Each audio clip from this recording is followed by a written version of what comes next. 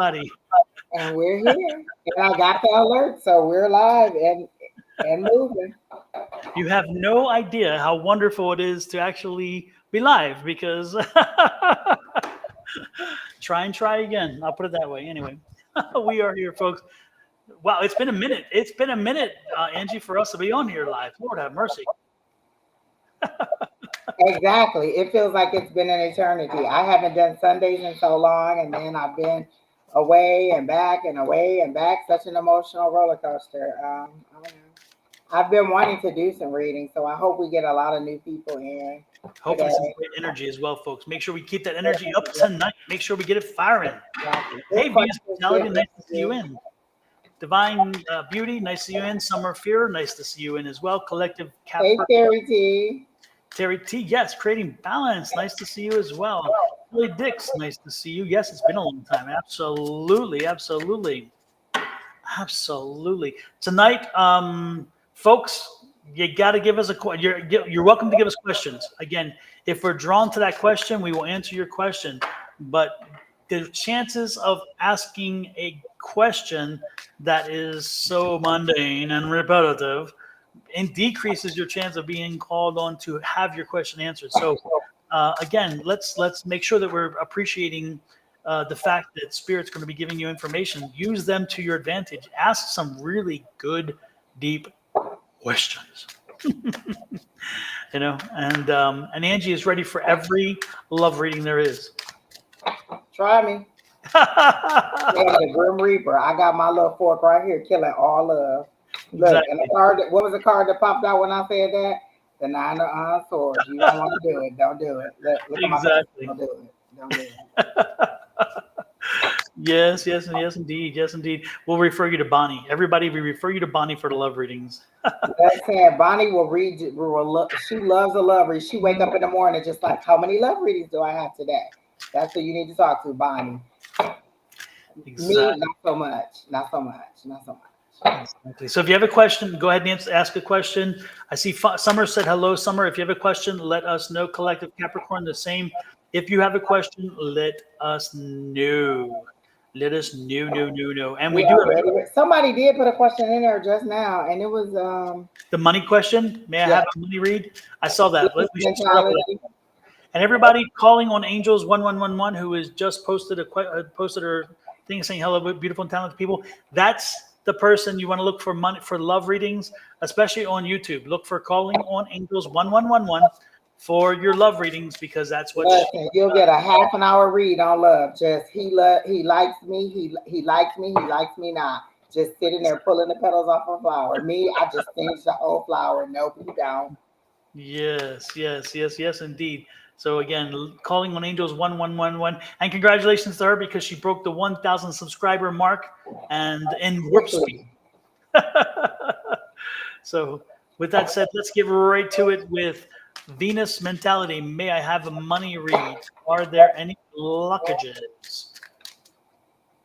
The first thing I heard when I read it is losing at life. Do you feel like you're losing at life? Do you feel like your money's flying away? Because they show me stacks of money with wings on it flying away. So more money is coming out of your life than is going in. But it's a mindset that you have. They show it to me as swords. Swords is thinking.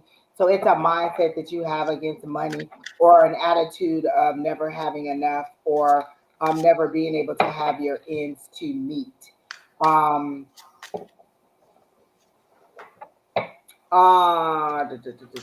Even in your job search, you're a little bit pessimistic as to whether you're going to get a job. You don't apply for the jobs that will give you the high money. And then the jobs that you do apply for, you kind of already set the negative tone when you said it.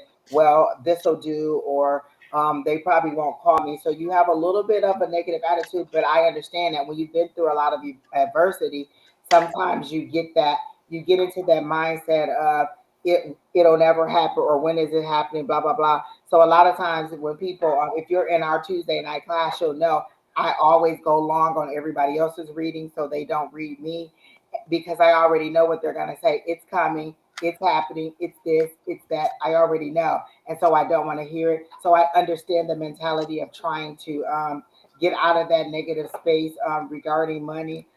They're saying something about a shareable resource or a shareable source of. Let me see what that is because they're showing me a split screen, and I heard shareable. And when you say shareable, I think of M&M's, the shareable pack of M&M's. So that's yellow. That's bright. That's sunshine.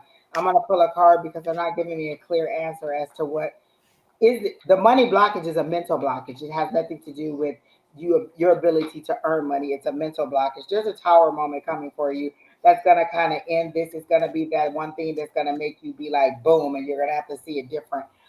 It's a sudden upheaval, a sudden turn of events that's just gonna change your mindset. And then that Knight of Cups is gonna come in, but it's a love of self. It's a self love. It's an eternal love. So your money, there is a money blockage, but it's an internal blockage because of adversity. And when you've gone through adversity for a long time, sometimes it's hard to pull yourself out of that. One of the things that I did, again, I saw Don and Shauna doing affirmations on here one day. And Shauna mentioned the 369 method, and I did it, and it worked immediately, and it changed my mindset. And I can't even tell you that I wholeheartedly believe when I said it. I just did it like, let me see another failure happen. It's kind of how I approached it. And when it worked, it changed my mindset on it. So you can look up the 369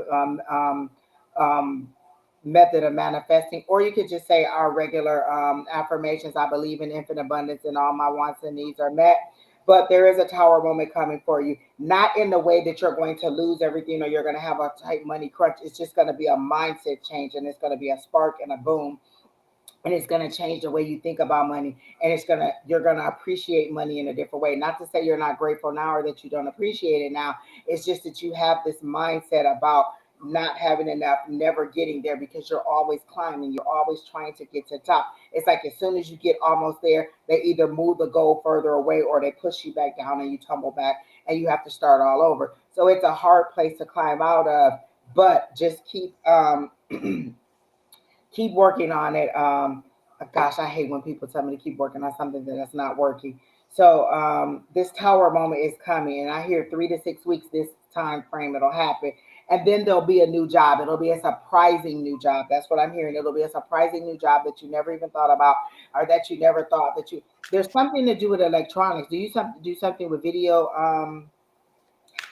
recordings or online or something to do with media, because they're showing me a camera and like that. So it's technology. So there's a technology job or a social media thing or something to do with online that is coming towards you, something that you never thought would have happened. And that'll be your next opportunity that is coming. But 3 to 6 weeks is what they're telling me for this tower to happen, and then for that new opportunity, and then for you to pour that love onto yourself. Okay. So that's what I got for you. For me, Venus, for me, the message came psychically and not via card today. So I was told to just leave the cards for you. Hey, Brenda, good to see you in. Venus, I'm getting all talk, no action. Venus, I need you to step up. I get the fact that you want change. I get the fact that you talk about what has created the situation you're in. But I feel like you're not taking the steps that you need to take. Again, let me repeat that: need to take. I feel like you want to make change. You talk about it, but you need to get moving. You need to make something happen, and I feel like you're not doing that. And so, what I would suggest strongly is that the next time you say something, write it down. Write it. If you say something that's going to direct you someone in the direction, write it down and make sure that you read it back and see if you're doing a declarative statement or you're kind of hedging your bet. Because when you hedge your bet, when you speak of someday I'll be rich, someday does not come. When you talk about maybe I'll get out of this mess down the road, or I'll always be poor, these kind of words are not declarative statements that you want to be making, because you're declaring what your situation is and will be. So what I need you to do is I need you, first of all, to own your vocabulary. Make sure you understand what it is you're saying and you understand how that impacts you. And then more importantly, when you say you need to commit to something, do it. Don't just sit around and say, when's it going to change? If I can say tomorrow that I'm going to be 110 pounds, I guarantee you, me saying I'm going to be 110 pounds tomorrow ain't going to make me 110 pounds. If it was, I'd be a miracle worker and you all be hiring me to help you lose weight. but it doesn't God, work. do you know how many times I done released that fat on the full moon? It ain't going nowhere. Exactly. So mine tends to get company. Every time I tend to release it, it tends to get visitors, and there's more. It's like, wait a minute, this is going the wrong way. We left, but we came back with some friends. Exactly. It's like gray hair. They say don't pull one because more will come. Well, guess what? Anyway, look at all this. But the point, I'm serious about this. The one thing I really am serious about that is that, is again, make sure that you understand what you're saying, and make sure then that when you say it, you start acting on it, and don't look back. Don't question. Don't start thinking, okay, well, whatever, because the reality is right now you're not moving. I don't feel a sense of movement. I feel a sense of stuck. And if you're not moving, then you're falling behind. So whatever the decision is, jump on it, move forward. Okay. Also, you said you have a YouTube channel. What's your YouTube channel? Put that in there, and then we'll visit your channel. But what is it on your YouTube channel that you do? Do you have the commitment to it? Do you have the joy in it? Is it something that is tedious to you, or is it something that brings you joy? If it's not something that you like and you're just doing it because that's what everybody else is doing, you're not going to like it. You're not going to do well with it. Your money is tied to your joy. What brings you joy? What makes you happy? If I could wave my little selenite magic wand right now and give you the job that you want, the salary that you want, have you decided this is how much money I want to make? This is the minimum amount I need to make my ends meet every day. If you don't have if you don't know what it is that you want, how are you going to how are you going to give the university expectation to exceed? If you'll take anything, then you'll just get anything. What is the minimum amount that you need right now to make your bills be paid every single month, to give you the breath that you need to make your ends meet, but also overlap? What is it that you would like to do right now that will make everybody already knows what I want to do? I want to do this live on stage in person. What is there a set amount of money that you want? When I got out of that lack, I need to just be able to make it, It takes a long time to get out of that mentality of survival mode and into thriving mode, and knowing that you can and you will. So what is it that you want to do right now? If I said, you know what, you can do that tomorrow, and I waved this little wand right here and said, go ahead and do it. What would be that job? What would be that salary? What would be your days? What would be your hours? What would be your time commitment? What would be the thing that would put joy on your face when you were done and you could just be like, I had a good day at work today? What would that one thing be? Have you thought about that? Yesterday was the AA portal. The energy is still open. You can still make that list. I have lists everywhere all around us. I've made so many AA portals. My people are like, well, I don't know what to give her. Give it all to me. You ain't got to decide. You ain't got to pick one or two. I'm happy with you. Give me everything on my list. I have a 10 list over here, a 5 list over here, a 3 list over here, a top 5 list. You remember your fave 5? What are the top 5 things that you want to accomplish by the end of this year? What is the one thing you want to accomplish by the end of this month? What are the 3 things you want to accomplish in the next 3 months? It's okay to have multiple lists. It's okay for your list to overlap. It's okay for your list to contain the same things. That's your passion in it. What do you want? Everybody's always waiting for the Lord to tell them, for their higher power to tell me. What is it that my higher power wants me to do? He wants you to decide. He wants you to tell him what you want. He wants you to move. He wants you to give him something to work with. He doesn't. If he wanted puppets, he'd just have a little Pinocchios around where he would just do you like this. He wants you to give him something to work on. He wants you and him to co-create. It's not a dictatorship.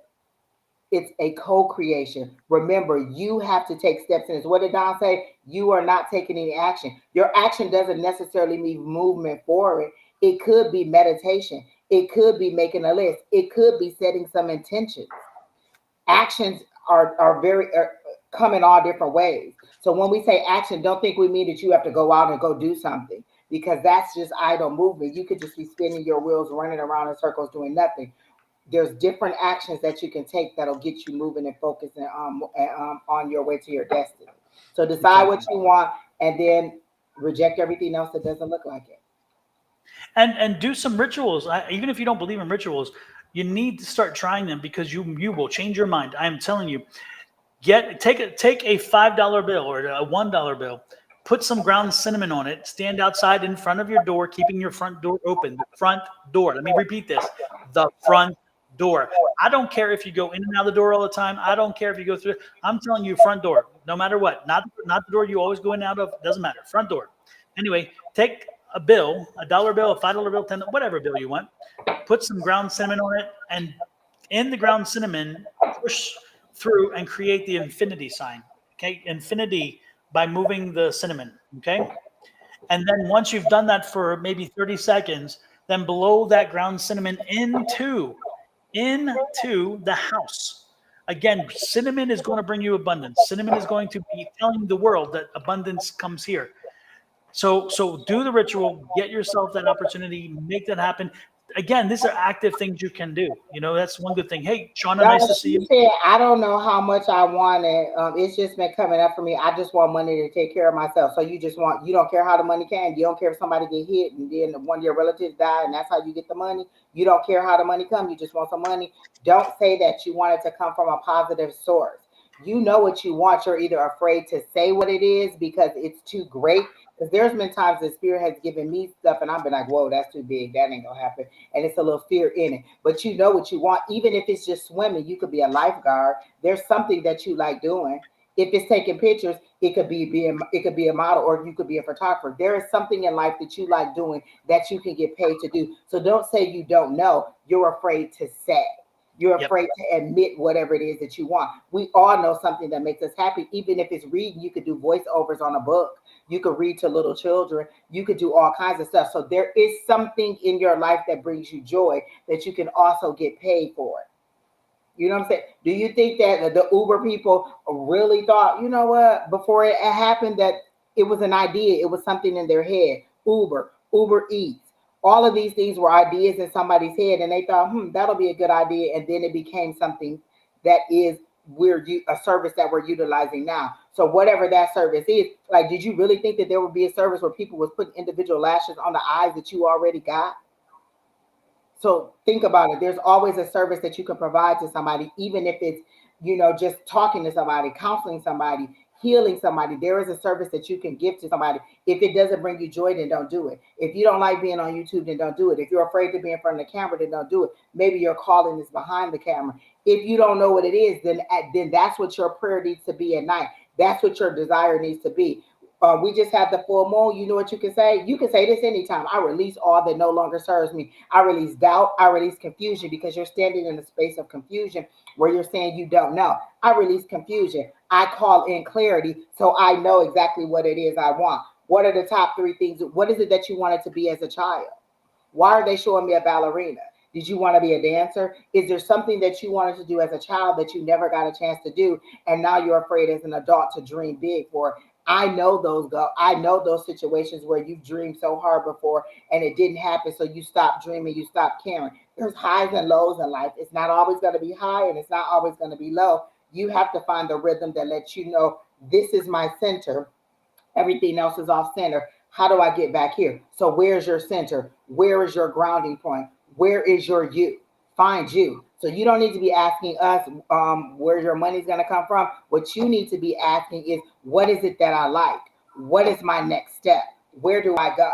How do I move forward? What is my next step? Those are the things you need to pray at night. What is my next step? In the morning, what do I need to do when I wake up? A lot of people, when they wake up, we have a meeting with our guides. Hey, what are we going to do today? I say every morning when I wake up, today's going to be a great day. Whether I believe it or not, I say it. The job that I do, I said every source of information that I need is coming to me today. Every person that I need to talk to bring me the information that I need is coming to me today.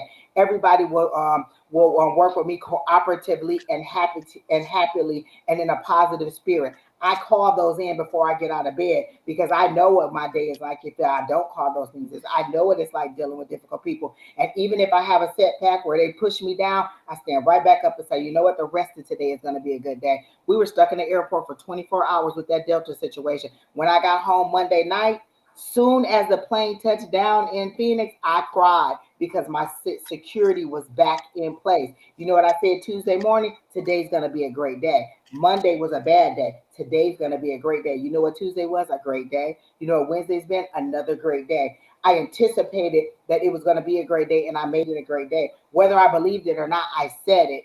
And then as it happened, I understood. So the more you say it, the more that it starts to happen for you. Just wake up and say, today's going to be a great day.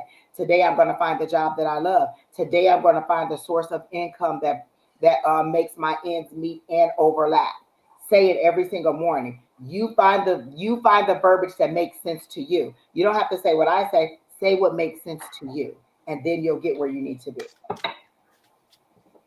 So again, most importantly, I would again, it's all about it's what you're thinking. And again, if you put the block in your head, then you have to remove that block. And again, I believe in infinite abundance. Infinite abundance. My wants and needs are always met. Again, if that's what you say, then again, don't worry about the amount because the amount will find itself. I wanted to mention something. Thank you again, Venus, for coming in. Appreciate that. I wanted to mention something. LMT popped on here, and she says, "Hello, Don and Angie. Good to see you. See the old gang." Don, last week you and Shauna told me of very helpful people coming to your rescue. This week, people from the past 20 years ago, new friends have told me that we are here for you. We're going to help you what you want. And then she said she just wanted to make sure that she put that out there that people did step up the way that she was told it would. So thank you for the confirmation. We appreciate that very, very, very, very much. So, and also people, it's interesting. We talk about our rituals, as I just talked about the cinnamon ritual. And as you know, I talk about the salt ritual across the threshold. I was in New Orleans. And in New Orleans, I love this. I'm going to pull it up for you guys. In New Orleans, they had, I was walking down, we're headed to a bar, from one bar to the next. And I froze because I found this and I had to take the picture. So I'm going to try to find it here. Where is it? Drum roll. I'm trying to find it. Sorry. I should have already had it up. Like I told Don, my grandmother used to do that all the time, put salt in front of her door. She wouldn't let you cross in the front door and go out the back door because she said you were crossing her house. She put peppers outside her door and let them dry to keep evil out. Like all these things my grandmother did, and I had no clue what it was. I never even paid attention of it. And he's seeing it real life. Do you all see this? Can you all see this? Hopefully you can. Text us and let us know. This is it says it stopped sharing. Yeah, okay. Anyway, this was walking down the street, and I saw that, and I stopped, and I asked the couple we were with who were from New Orleans, and I said, "What is that?" I said, "Is that salt?" And they're like, "Oh yeah, everybody puts it out there the first of the month." And she repeated the same ritual that I tell everybody about, and she's like, "Of course." And I said, "How about cinnamon?" She said, "We put it on the windowsill. We have it on all of our windowsills every month." We're not teaching you nothing new, people. These are the same things our ancestors had. We're not reinventing the wheel. We haven't come up with some magic potion to come up with it. These are the same natural things that you have upon the earth that they had back then. All they had was the herbs, the sun, the moon, the stars, the oceans. We're not telling you anything new. This technology stuff is new. All of this stuff that we're doing right here is new, but passing down these little rituals, this isn't nothing new. This is the same old tried and true things. And my grandmother kept money, let me tell you that. Mm-hmm. Hey, Sherry Berry, nice to see you. Candles all the time. And Shelly, nice to see you in as well. Yeah, Kelly Dick said I saw my entrance as well. Absolutely. It's and LMT says, love it, Don. In Jamaica, we burn a broom upside down for guests who turn a broom upside down. Say what? It's turn a broom. You said burn because know people be setting their brooms on fire around here. I don't know exactly. Maybe it was a little. I don't know. Anyway, fire started to get the heat going. Whatever it takes. It's interesting in the 1700s, like with when Washington was our president and a few others. They would when you came. They would put in your room, your bedroom that you visited, where you stayed. They would put a pineapple, and that was to welcome you. And the next time you got a pineapple in your room, that was letting you know it's time to leave. Oh yeah, that was their polite way of saying hello and goodbye. Listen, sometimes we have to say without saying it. You know what I mean? Exactly. Next in line, we have Summer.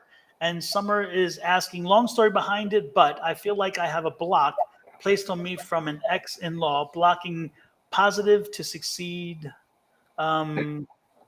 CO, I guess. Don, didn't you guys just talk about this, you and Shauna, like you only have a block if you accept the block, like you only have things like that if you submit to it?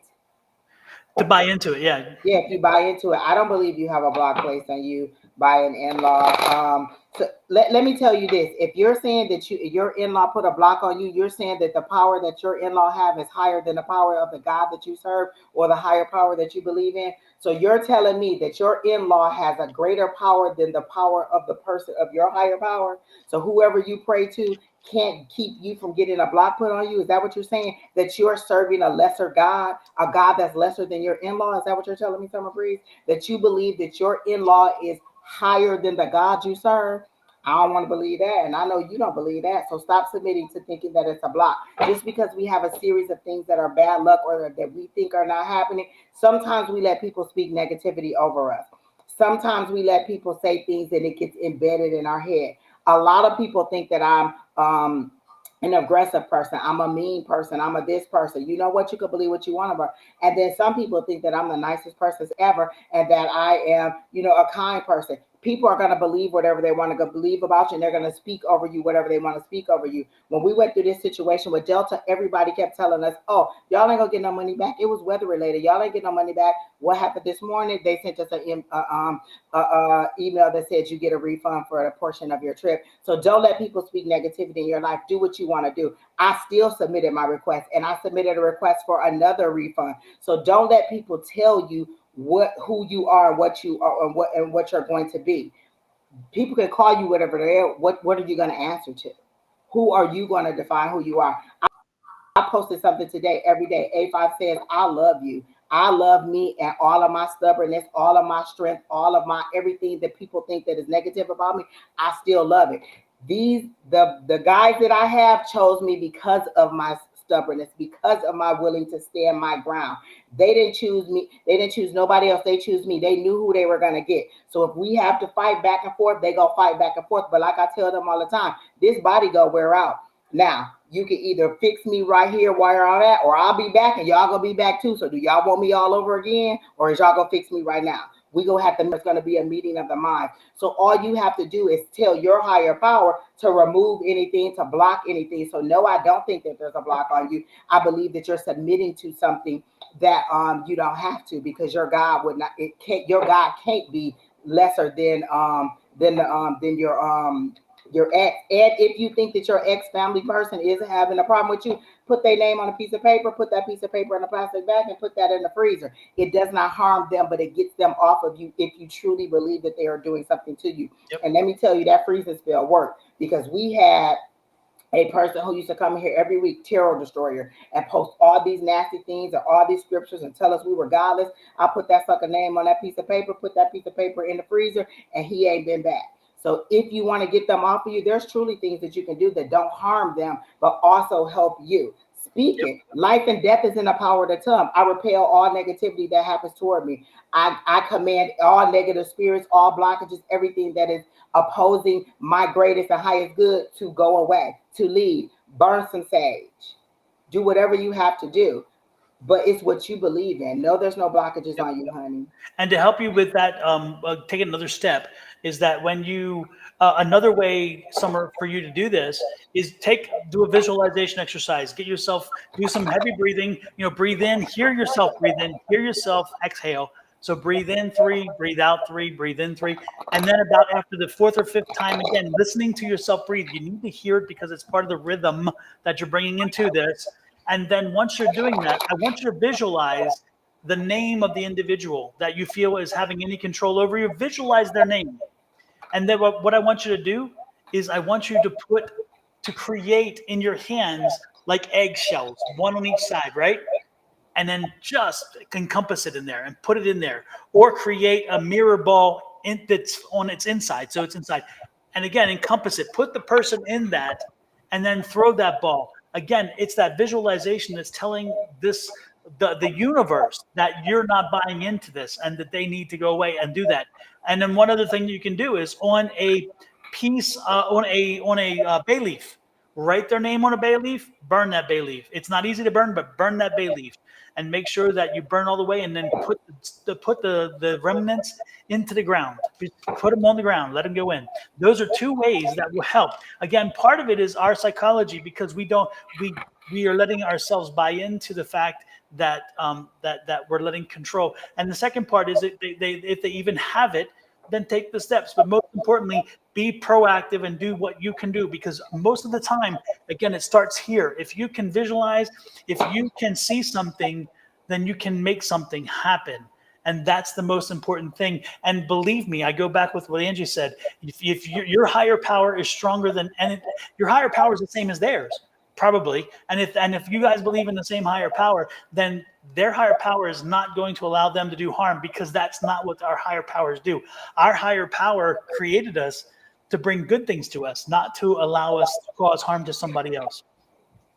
You said you feel like you've been fighting his black magic. That's because every time something negative happens in your life, you attribute it to this. You give it power. You make it bigger. You make the cloud bigger over your head. So if I stump my toe, and then I'd be like, oh my God, that's my ex-boyfriend making me injure myself so I don't go to work. Oh my gosh, I got a flat tire. My ex must have wished that I get a flat tire today. Sometimes it just happens there that you ran over a nail and you got a flat tire. Do you know it could be your higher power keeping you from getting to an accident? Do you know it could be your higher power helping you to avoid something that's big? So instead of attributed to the black magic of it, attributed to the golden Christ light of prevention. Don't give power to what they're doing. You could believe that they're doing this to you and feed into it and give it more power and make it bigger and bigger and bigger. But that's you giving it power, not you taking back your power. You're a stronger being than anything that could ever come upon you. So you need to speak life into your situation, not into them. Listen, when I work out and I have to be doing them punches, he said, imagine somebody you hate and just be punching them. And let me tell you, I'll be punching the hell out of some people. It be some people who be getting a 1, 2, 3 every time I do it. Every time I do it. But you have to decide, do your exercise, and every time you hit him, boom, down one more time. Listen, sometimes people be making me so angry that I have to go through and just play it out in my mind. What if I just run this person up? What if I just, take a bat and just whack-a-mole this person? I can play it out in my head so I don't have to play it out in real life. It gives me enough release, enough joy, and enough energy to move on and be like, you know what? I feel better. I feel better. Mm-hmm. I don't even wish negative stuff on people. I send back the energy in the same light that it came to me. When negative things come to me, or I think that there's negative things, I send it back in the light that it was sent it to me. I repel this, whatever it is, I send it back to the source in the light that it was intended to come to me. Yep. So you decide how you want your situation to be. You can speak life into it, or you can speak death into it. It's all in the power of the tongue. If you're a person who reads the Bible, do you even understand what you're reading? Do you understand the power that the Bible gives you, that the words of the Bible give you? Most of the people don't. I was an adult before I understood life and death is in the power of the tongue. Before I understood that the things that I speak over myself are the things that I am manifesting in life. So once you decide that your light is stronger than your dark, it'll be your dark will be stronger than your light. Shauna over at Naturally Divine Goddess, she did a video on this, and I just posted it for you here. So Summer, if you have a phone, open your phone on your camera, look on the QR code there, and when you do, it'll take you to that video, and so it'll click, and then you hit the white part. That is one way to go see this. This is a good video for somebody who feels they're being a victim. And it's taking your power back. That's the message that she's giving here. She's channeled this message. So you may want to go there. Everybody should have this saved, because everybody from time to time, we feel like, okay, we're being victimized. We're the victim. And sometimes we need to, when that starts slipping in, this is a good thing to have known the information that's in this video. And Shauna does it so well. She handles it in a very respectful way. But it reminds us, again, the power starts and ends here. If you give this, if you surrender this, then anything is possible, because you've given that in, and you don't want to do that. You don't want to do that. Don't go there. So you got this, Sean. You got this, Summer. Shake it off, and you know what? Do the things we talked about, and you'll see that, again, the mindset, it's so important. So you'll be fine. Listen, I was watching Charm today. I watched 3 episodes of Charms. I got so many nuggets of information. Watch Charm. It is a lot of good, powerful information in there. Like it seems like magic and fun and trickery and stuff like that. But there's a lot of good nuggets of information about life in there. So go ahead, watch Charm, the old series of Charms. I never watched the new one, but the old series of Charms is a good one. So is the Medium with Patricia Arquette. There's a lot of good stuff on there that gives you strength to move forward. Because sometimes you just don't want to hear the affirmations, and sometimes you don't want to hear somebody telling you that you need to see it this way, you need to see this. Sometimes you just need to get absorbed in something, and then that nugget of information will come to you. It's not always a meditation. It's not always something where you're intending to receive. Sometimes it just comes. I've been looking at a commercial and been like, hmm. One of the things that I've learned that I've been saying all week, two things could be possible at once. I could be happy for you, but also wondering where my miracle is too. It doesn't negate the fact that I'm happy for you. It just makes me wonder, what is it that I need to do? Or is there something that I'm missing in order to move myself forward? So know Exactly. that two things could be true at once. Yep. Yes, you could be having a series of bad luck, but then it could also be your mindset that is keeping you in that situation. Absolutely. So hopefully it helps you, Summer. And Angie, I got to show you this. I probably showed this, but I'll show it to everybody else too. I was in New Orleans this past weekend, getting ready for finalizing some things for our birthday party in October, and like we need an excuse to go to New Orleans, but that was a good excuse anyway. So we're there, and it was such fun. But I found this. I went to a bar. It's called a Vampire Boutique Apothecary. And one of the things that they sell there is this, which I love. I'll show you all. You see, this is a blood bag. Now, what they have this filled with pomegranate juice and vodka, and they have some others that are still to the red, but it looks like a blood bag, and I think it's so cool. So I actually brought the blood bag back with me. I thought it was just the funniest thing in the world. Summer, they keep showing me you in a chef outfit, and I believe that you're a chef or a cook or something. And they keep asking me, what is it that is keeping you from doing it on your own? What is keeping you from branching out and doing it for yourself? Like you're under the umbrella of somebody else, like you work for somebody else. What is keeping you from creating your own line? I think we've had this discussion where I've seen you doing pastries, and I think that's your mother-in-law or somebody else on the other another family member, you work under them. They're saying, what is it that's keeping you from doing it? What is it that's keeping you from moving forward and getting your business up and started? You said yes, money. um they're saying some of the things that you have to cook or that you could cook or that you could do doesn't cost a lot. Like it doesn't cost a lot to do a lot of the things that you want to do. You're thinking, you're seeing it as, oh, I want to open my own business. I don't have the money. I won't be able to get a loan. They're saying, what are the small steps that you could take to get there? What are the places that you could say, listen, let me tell you this.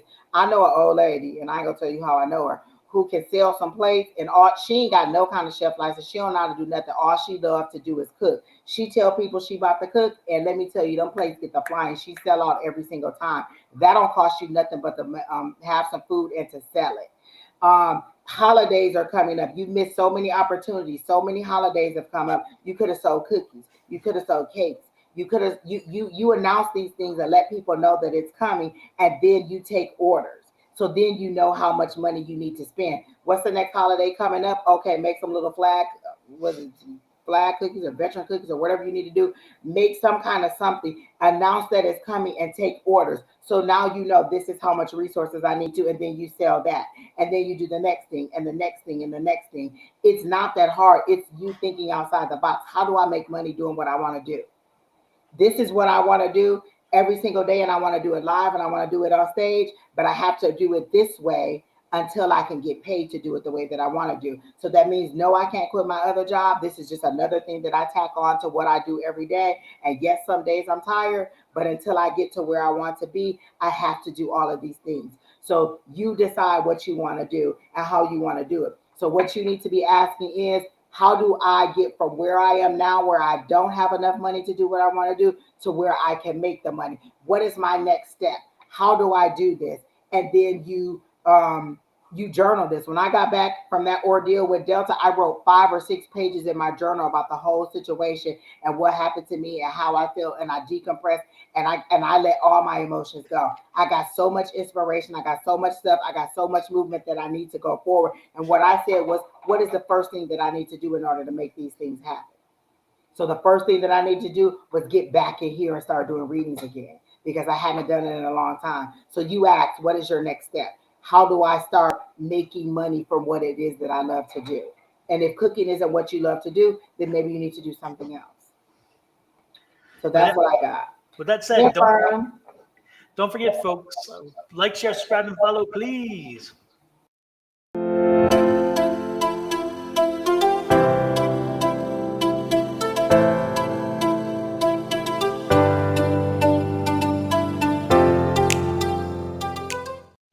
And if you had, go ahead. Oh no, go ahead. Go ahead. It was about Summer, but you go ahead, because I'll get to her after you then. Go ahead. She says, I'm lucky to put food on the table. Sadly, that's not sad. That's a blessing. There's people who can't put food on the table. So you said you're lucky to put, you negated it as soon as you said it. I'm lucky to put food on the table, sadly. So from where you saying that, oh, I'm lucky and I'm grateful to have it, it's a sadness that I'm lucky to have it. It's not sad. I'm lucky to put food on the table, period. End of the sentence. That's it. I'm grateful to put food on the table, period. End of the sentence. Not sadly, not whatever. I'm grateful. I'm lucky. I'm happy. I'm blessed to be able to put food on the table. There's people that I pass on the street right now who don't even have a table. You got a table and food to put on it. You showing off right now. They ain't got nothing. So go ahead and then you can ask people, what is it that you want me to make? Maybe you're making chocolate bombs and that's not what you want. I bought my son chocolate bombs for Christmas. You know where they at? Up in his closet, 5 of them. I bought him 5, 3 of them still in the closet because he didn't want chocolate bombs. So find out what it is that people want for Christmas, and that's what you need to make. Chocolate bombs are what you enjoy making, but is that what people want to consume? If that's not what they want, then you're wasting your time making them. That's a decadent thing that not many people may like. But who don't like a cookie? Who don't like a parfait? Who don't like things like that? Find out what the people want and then make what they want. Give them what they want. That don't cost a lot. I know cookies don't cost a lot to make. Or you know what? I don't know the cookies don't like because I don't bake, but I'm just saying. It seems like you can make a whole bunch of them before you can make a chocolate bomb. But the most important thing, Summer, is again, there's a card that I just had the other day that I popped out for somebody, and it just said that you can. Well, I'll just say I'll put it in a very basic way, and that because I don't need to get creative. But the most important thing is it an obstacle or an opportunity? Make sure that you start seeing things that could be seen as an obstacle. See those as an opportunity, and if you see them as an opportunity, then you can happily face them and take them and build upon them. And I tell everybody this. I'm not telling just some of them. I'm telling everybody. When you are, vocabulary is so important. So make sure that when you speak, you can see an obstacle. But if you see an obstacle and you call it an obstacle, it's an obstacle. If you see an obstacle and you call it an opportunity, damn, now the whole world has changed for you, because now you can see variations or ways to work around it. Again, when you see an obstacle, the first thing you think is, I've got to fight. I've got to climb. I've got to push. If you see an opportunity, you're like, damn, I have an opportunity. Again, an opportunity is truly an opportunity in that sense. And so it's a chance, a window, a moment where you can do something different and see it differently. Therefore, you can accept it and work with it. So I strongly suggest everybody, please watch your vocabulary as you say things. And again, when you see an obstacle, if you accept it as an obstacle, it is, but now you have to fight. But if you see it if you see the problem as an opportunity, is an opportunity to help you grow, is an opportunity to help you understand, is an opportunity to help you figure a different way, because guess what? Maybe the roadblock was thrown there to divert you because the way you were going, Spirit's like, that's not where you needed to be. Again, we don't know exactly why, but when it pops up, you say, okay, opportunity. I have an opportunity to try something new. I just got fired. Obstacle, I'm broke. I just got fired. I can't do anything. I'm a loser. Nobody likes me. Or I just got fired. Now I can go off and do what I need to do and find a new way to make money because maybe this is a better way I'm supposed to be because I didn't like that job. That job kept me constrained. A lot of people, when COVID hit, a lot of people were let go because, again, things shut down. Do you know what? When they started hiring people back, a lot of people said, I ain't going back there. No. I didn't have an obstacle.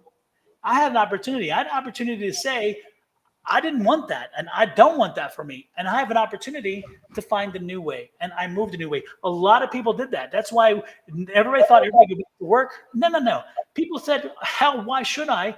When I'm not appreciated there, when I'm paid like crap and I'm treated like crap, and that's not what I wanted anyway.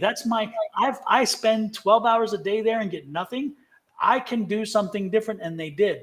Again, was it an opportunity or an obstacle? They saw it as an opportunity. Yeah, I lost my job, but damn, I'm going my own way. Again, that's what I'm bringing to you. Let me tell you, the job that I'm at now, I quit, came back, quit, came back, quit again, and came back. This is my third time being there. Spirit said this. I said what I said. This is where you're supposed to be. And I quit, and I came back, and I quit, and I came back. Listen, you have to find the opportunity in whatever it is. I was one of them people pre-COVID was like, oh, I don't want to work from home. I want a separation of work and home. When I leave work, I want to leave it there. Listen, you would have to fight me right now to make me go back into the office. Like, for real, we'll be right there boxing in the street. I don't ever want to go back in the office. But when the opportunity came, instead of seeing it as an obstacle, like, oh my God, I got to work from home. Now I'm like, ooh, child, if they ever send me back to the office, I might fight somebody.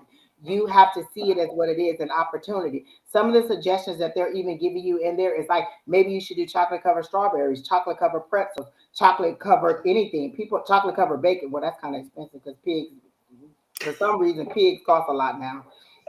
But I mean, there's all different. Hey, but you know what? That's not a bad idea. Chocolate covered bacon. I know people are going to snatch that up. Hello, chocolate covered bacon, chocolate covered strawberries. Listen, Brandon, no. Anytime a holiday come up, I want some chocolate covered strawberries.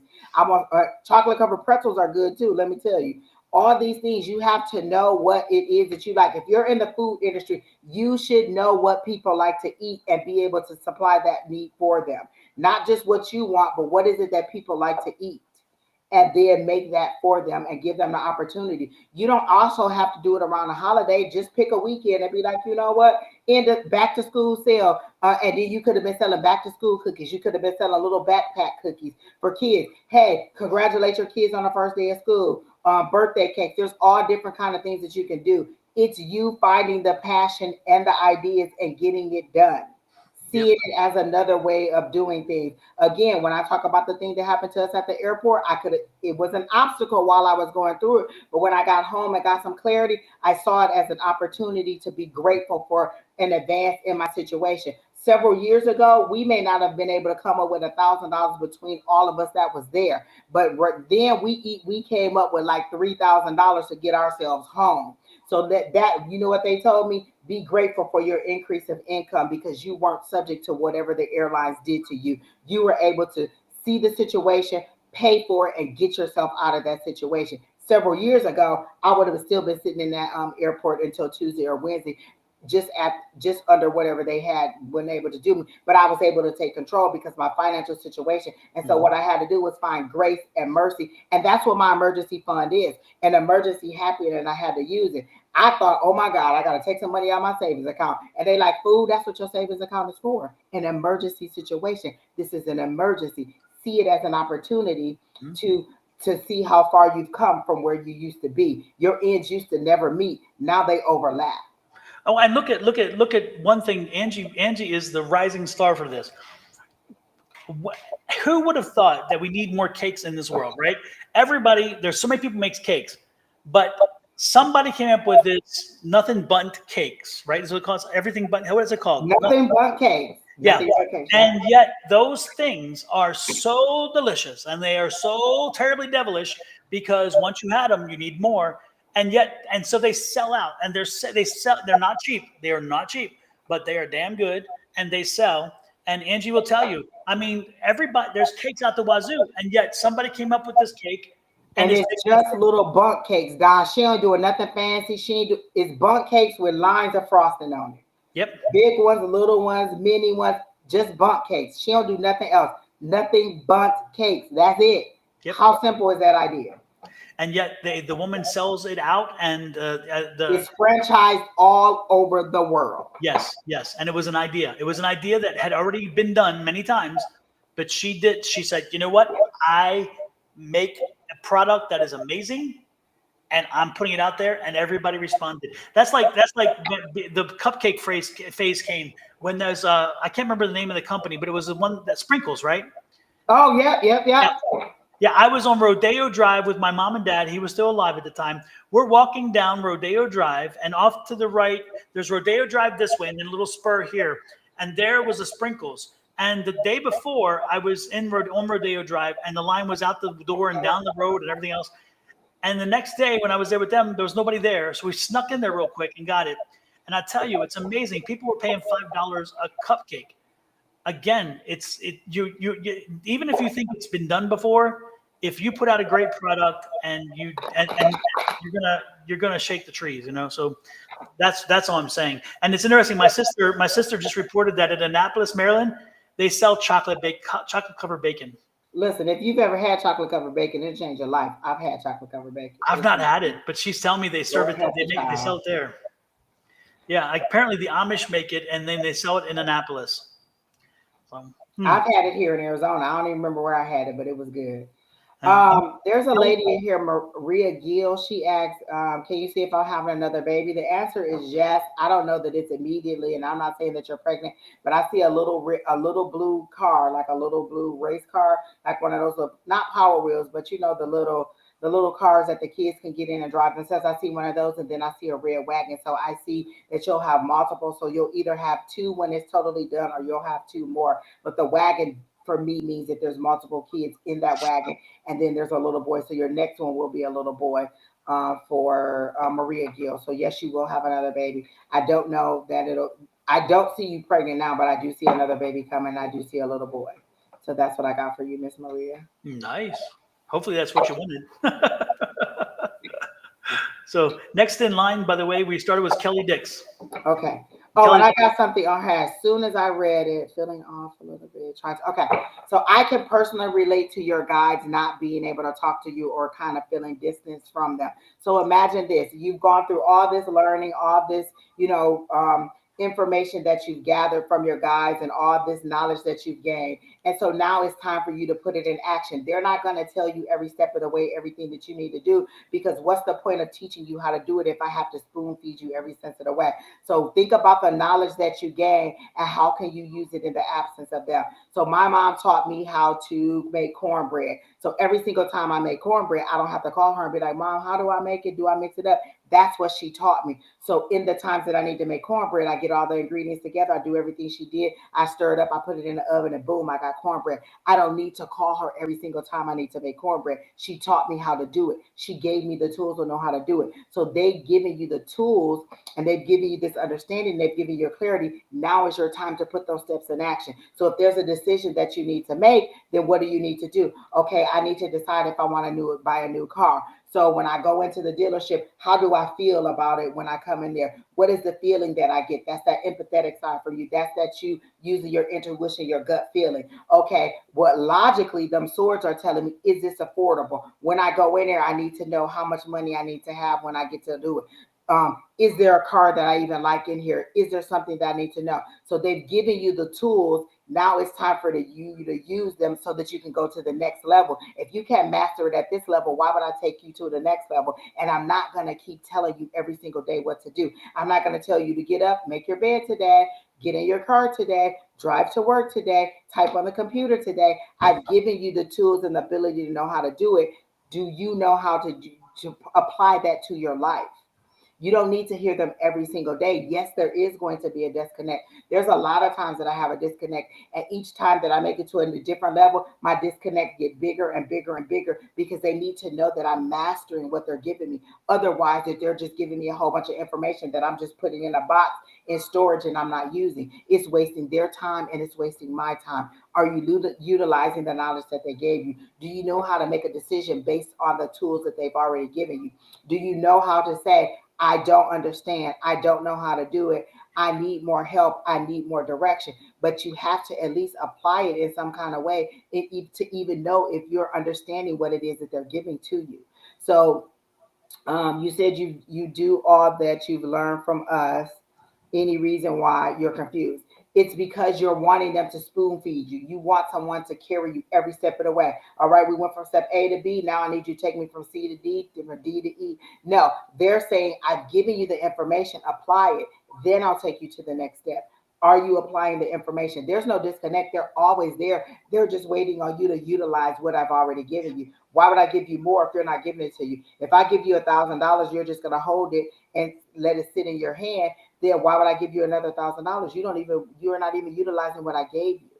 I'm not going to keep giving you things. Remember the story of the talents in the Bible, how they gave it to them, and one person invested his and the other person buried his. So they took the money from the person who buried his and gave it to the person who utilized theirs. If you're not going to use the talents and skills and abilities that I gave you, and when I say skills and ability, it doesn't mean being able to read minds and psychic abilities. It means being able to just logically move through life. Are you able to see a situation, analyze it, and make a positive decision in your best interest? Are you able to deduce what the next step is based on the things that you see? Are you able to understand how to navigate through a situation without them having to drag you along with the leash every single time? So they're not gone. They're not being far from you. What they're saying is, can you grow up in your spiritual journey? Can you move forward and stand up straight instead of still being down? It's no longer time to be bottle fed. You need to move forward. So that's It's what I like got. it's kind of like they are your spirits and spirit guides are like training wheels. They go with you until you can ride the bike without them, and then they detach. They're still there, and you can always put them back on if you need them. But generally speaking, they work with you to teach you to accentuate your abilities to the point where you can direct connect with the energies around you. Because again, they're helping you connect to that energy. They'll spoon feed you initially, and then they help you a little more and a little more until you finally come into your gifts. Now, the one other thing that could be happening here isn't so much that, but it also could be that you became so dependent on one of your gifts to the point where they said, okay, you've excluded something else, so we're going to tamper down this one. We're going to make this one come down a little less. So where you have to understand that you try using the other gift. So say you're somebody who maybe has the ability to hear, and it's like all you did was hear, and you didn't think about seeing or knowing or whatever, and so you just got very comfortable with hearing. And they're like, oh, no, you need to round it out, so we're gonna bring this down a little bit. They're forcing you to use your other senses to use the ability to visualize, the ability to sense, the ability to smell, the ability, whatever that ability is. And then when you start using that ability and growing that ability, they'll bring this back up. So therefore, you round yourself out. So sometimes they'll do that. Sometimes they'll come in and intentionally bring you down on one side, forcing you to increase your ability on the other side, ensuring that you have more than one way of reaching out. But most importantly, they're training wheels. And when the training wheels are off, it's because they believe you can run. So now you have to, again, have faith and confidence in what you're getting, whatever it might be, from spirit, from not so much from spirit, but from energy, because that's who you should be connecting through. Spirit only helps us. The energy is where we're getting our information generally. But they're also telling me that she's asked for things to be released. She's asked, like, you know how we say release all those things that no longer serve me. Mhm. She's asking for things to be released. They're releasing them, and she's holding on to them. She's putting them back, and so she's confused. Like, what is this push pull? What is this push pull? I it took me a long time to figure this out. I would say I release all what no longer serves me, and then I'd have an emotional day or a draining day, and I'd be like, just I know what my center is. I know where I should be emotionally, physically, mentally, spiritually. I know where I should be. I know me well enough to know when I'm off, way off, where I'm too far to the left or I'm too far to the right, and so I have to stop and be like, hold on. You know what? I acknowledge whatever that is leaving me. I allow you to leave, and I move forward in the positivity of whatever it is that you're bringing into my life. So what you need to do is to recognize that something is trying to leave, and you're holding on to it, or it's fighting to go. It could be, negativity. It could be depression. It could be anger. It could be resentment. It could be all these things that are trying to leave. You said release those things that no longer serve me, and they're trying to go, and you're holding on to them. And so you're feeling like spirit is empty. No, there's a tug of war, and they're not going to fight with you. They're going to let you. They're going to let you fight yourself. So if these things need to go, then you need to acknowledge. You know what it is. I don't know what it is that's leaving me. I acknowledge it. You can go. I move forward in positivity, and then watch your day get better. And so then the next day, I'm back on my ground. I'm back where I need to be. People tell me, "Oh, you need to go touch a tree. Oh, you need to walk outside bare feet." Sometimes I just need to let go of what I was holding on to get my center back. I don't always need to do, because what works for me doesn't always work for you, and doesn't work for the next person. So know what it is that you need to do to ground you, and then do it. Find out. You have to know who you are before you can know um, when you're off. So if I don't know what my normal is, how do I know that I'm way off? How do I know that when I want to just plow through traffic and hit the gas, that that's not normal for me? I have to know the normal is, you know what? I'm sitting in traffic. I'll need to get someplace, instead of being like, I ain't gonna never get there, I'm gonna be late. You know what I say? Lord, park this traffic like the Red Sea. And then I see pockets of openings for me to get through. They're parting it for me. Not necessarily traffic is moving out of the way, but there's pockets of places that I can go through to get and navigate where I need to be. So you find the opportunity, you find out where your center is, and then bring yourself back to it every single time. So yes, you are a bit off, but it's because you won't release what is trying to lead you.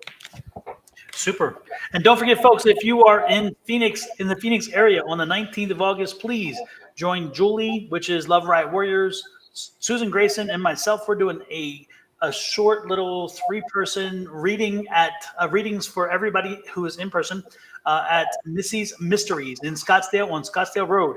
And here's the commercial.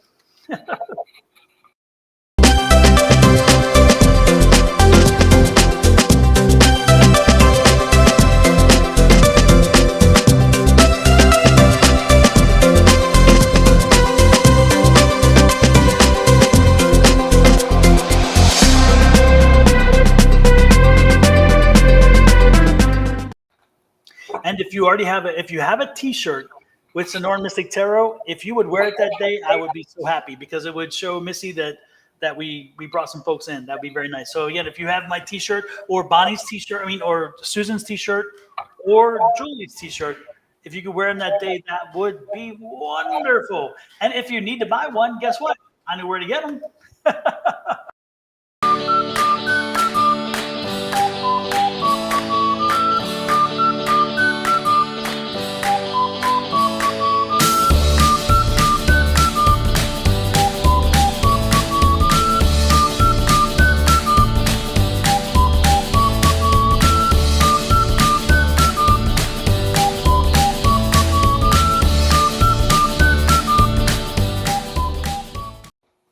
Yep. So that's the store name, Sonoran Mystic Tarot on Etsy. Check it out.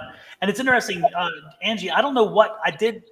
We must have had a conversation about the magician the last time we were on, or something, because that card. It's all of a sudden I get a lot of activity on that card. In my shop, I sell, for those of you who don't know, and I chose it in the commercial there, I sell the major arcana cards on T-shirts. And so I told them about a lover's card. How else are you gonna get love if you ain't wearing the lover's card? But maybe the magician card is the one. Yeah, I expected the lovers too as we talked, and yet they don't come. But yet the magician card shirt was selling, and I thought, how interesting. The magician got all the tools. It's got the cups, the swords, the wands, and the pentacle. So everything you need is on there. I'll buy that card too. I'll buy that one too. Magician. And not only that, but it tells you that it's all up to you. You can make it happen. We need to get that shirt for Summer. Summer, that's the shirt you need. You need to buy the. There you go, Summer. Go to Etsy. The magician shirt and wear it up under your uniform and watch how the miracle. Sometimes we need little things. You know how people have a lucky sock? This could be your lucky shirt. This could be your magical shirt that gives you inspiration. Sometimes we need those things that make us help us. Listen, I felt like it was negativity in here, so I just took this little thing and just dinged it and got some energy. It's all in about what you believe in. Buy that shirt, and you never know what kind of magical blessings you can have. Yeah, it's interesting because it's just a reminder. It's like having it there is like like the Captain America with his shield. Exactly. And while we're at it, if anybody has a birthday this week, next week, or anywhere in between, this is for you. Happy birthday to ya. Happy birthday. Happy birthday to ya. Happy birthday. Oh, you know what? Today's my daughter's birthday. Oh, well, there you go. That was for her. Today's her birthday. Happy birthday. Oh, that's an oldie but goodie. I need to maybe tweak it a little bit, but I kind of like it. I'm like, I oh, like it. It's just plain and simple and fun. And them teeth flying out that lady mouth ain't no problem. It's funny to me. I love it. When I saw that, I said, I've got to have that in there. I've got to have it in there because that's one of those moments that you just priceless, priceless. Next in line is Starfall, and Starfall wants to know, am I going to have a child? Now, this is not the same one we just No, talked. this is a different. The person I did was Maria Gill. This is Starfall. Am I going to have a child? Are you having sex? I mean, that's how you get the party started. Hey, if maybe it's immaculate conception. I don't know. Starfall, are you still here? Because I hear, are you ready for it? Are you ready for motherhood? Are you ready for the amount of love that is going to pour out of you when you have this child? Like sometimes we get fascinated with, oh, I want a baby, but we don't think about all the repercussions and all the things. Do you have daycare? Do you know what school you want them to go to? Do you have a father in mind? Is the person that you're with somebody that you will want to be the father of your child? Like you're asking, I feel they're showing me a cart before the horse, and they're saying, do you have all these things lined up? Are you ready there? Like you're romantic. Like I feel like you're doing what I did with the fish. You want something to love, and so you think if I have a baby, then I'll have something to love all the time. Let me tell you, that love costs a lot. That little fish. Listen, this little fish cost me a lot. So imagine a little child costing a whole bunch of money, like daycare, diapers, wipes, formula, time, sleep. Are you ready for all the things that goes along with having a child? And I'm not trying to discourage you. I'm trying to bring you a reality check. But they showed me a cart before the horse, and they're saying, do you have a father? Do you have a loving relationship? Do you have a positive situation that you're going to bring this person into? Can you afford a child? Do you have the space for a child? So yes, you can have a child. Yes, you will have a child. But have you provided the environment that will nurture a child when they come to you? So that's what they wanted me to ask you is, are you ready for the child that you're asking? Am I going to have one? So I got a yes on it. Definitely a yes. I could do the pendulum and see what it says. But is Starfall going to have a child? And it immediately started going into a circle, and that's my yes. So yes, you are going to have a child. It doesn't mean that it's going to be right now, but have you set the atmosphere for having a child, for bringing a child into this life? Is your body physically ready for it? Are you mentally ready for it? Are you emotionally ready for it? Are you financially ready for it? Is there a father who is going to provide all the things that you want in life, or that your child needs in life? Are you ready to bring another life into this world and provide all the things that are going to happen? So that's what I got for you, Starfall. Super. Next in line is Scenario. And Scenario says, hello, what does Spirit want me to know regarding my healing journey this far? We've had this conversation with you many times, Scenario, where we told you that you're moving forward, that you're doing a good job. You doubt yourself a lot. You're so worried about relationships with other people and how people perceive you, that it reflects on your journey. Am I spiritually growing? If I can't mend this relationship, does that mean that I'm not growing? And they're showing me that you are growing, but what it is you grow and then you shrink because then you doubt it. And they're saying just be positives in whatever your step forward is. Even if you roll forward and bounce and fall, and even if you roll downhill, that's forward movement, honey. You're still moving forward. It's bumps and bruises, but you still got there. So on your healing journey, they say yes, you are, but you care too much about what other people think instead of what matters to you. What is it that makes you happy? And if that's what makes you happy, then that's what you need to do. You care too much about what other people think. You care too much about what other people think about you and how they perceive you. And they want you to care about how you feel. You even care about what Spirit thinks. Does Spirit think I'm a good person? Does Spirit think I'm making the right decision? Is Spirit approving of that? They're saying what feels good to you. Live your life the way that you are. They showed me a high priestess who's pushing her power away. Like, you know, all this stuff behind the veil, you know all the answers, but you're pushing it away because you won't believe in what you're seeing. Like, you see your growth, but then you're saying, no, that can't be growth. That can't be right. And they're saying you are doing it right. You are growing. You are healing. What is it that you want? What does healing look like for you? So maybe that's the problem. What healing looks like for spirit and what healing looks like for you isn't the same thing. So write down what healing looks like for you. What does that feel like for you? How does that make you feel? Again, me understanding that when I say I release all those things that no longer serve me, and then having that emotional release, that's healing. But I didn't understand what that was, so it felt like frustration. So, do you recognize what healing looks like for you? What is healing for you? And what is it that needs to be healed? You said on my healing journey, what needs to be healed? Is it a physical healing? Is it an emotional healing? Is it a spiritual healing? Is it all of those things? And you don't we think we want it to all happen at once, but our body, our mind, our soul, and our spirit can't take it all at once.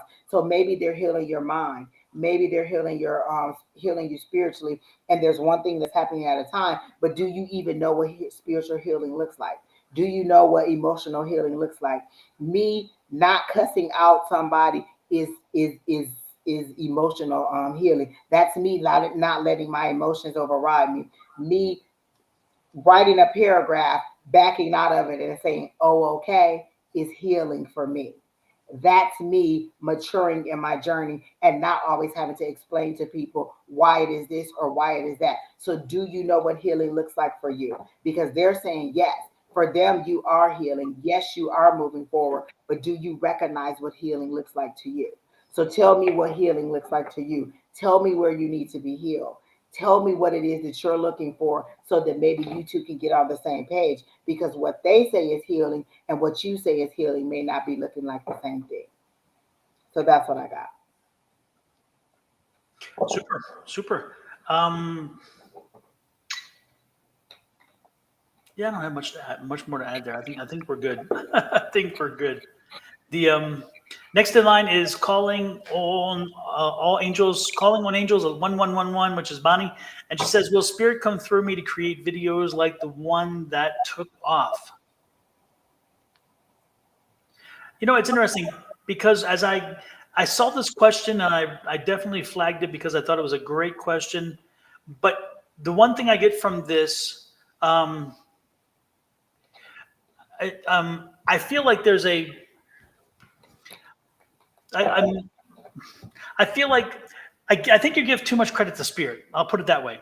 I think that when you look at the reading and I think spirit kind of gave you an indication that you what you did there was going to be good because again you felt energy, you felt very tired afterwards, that kind of stuff.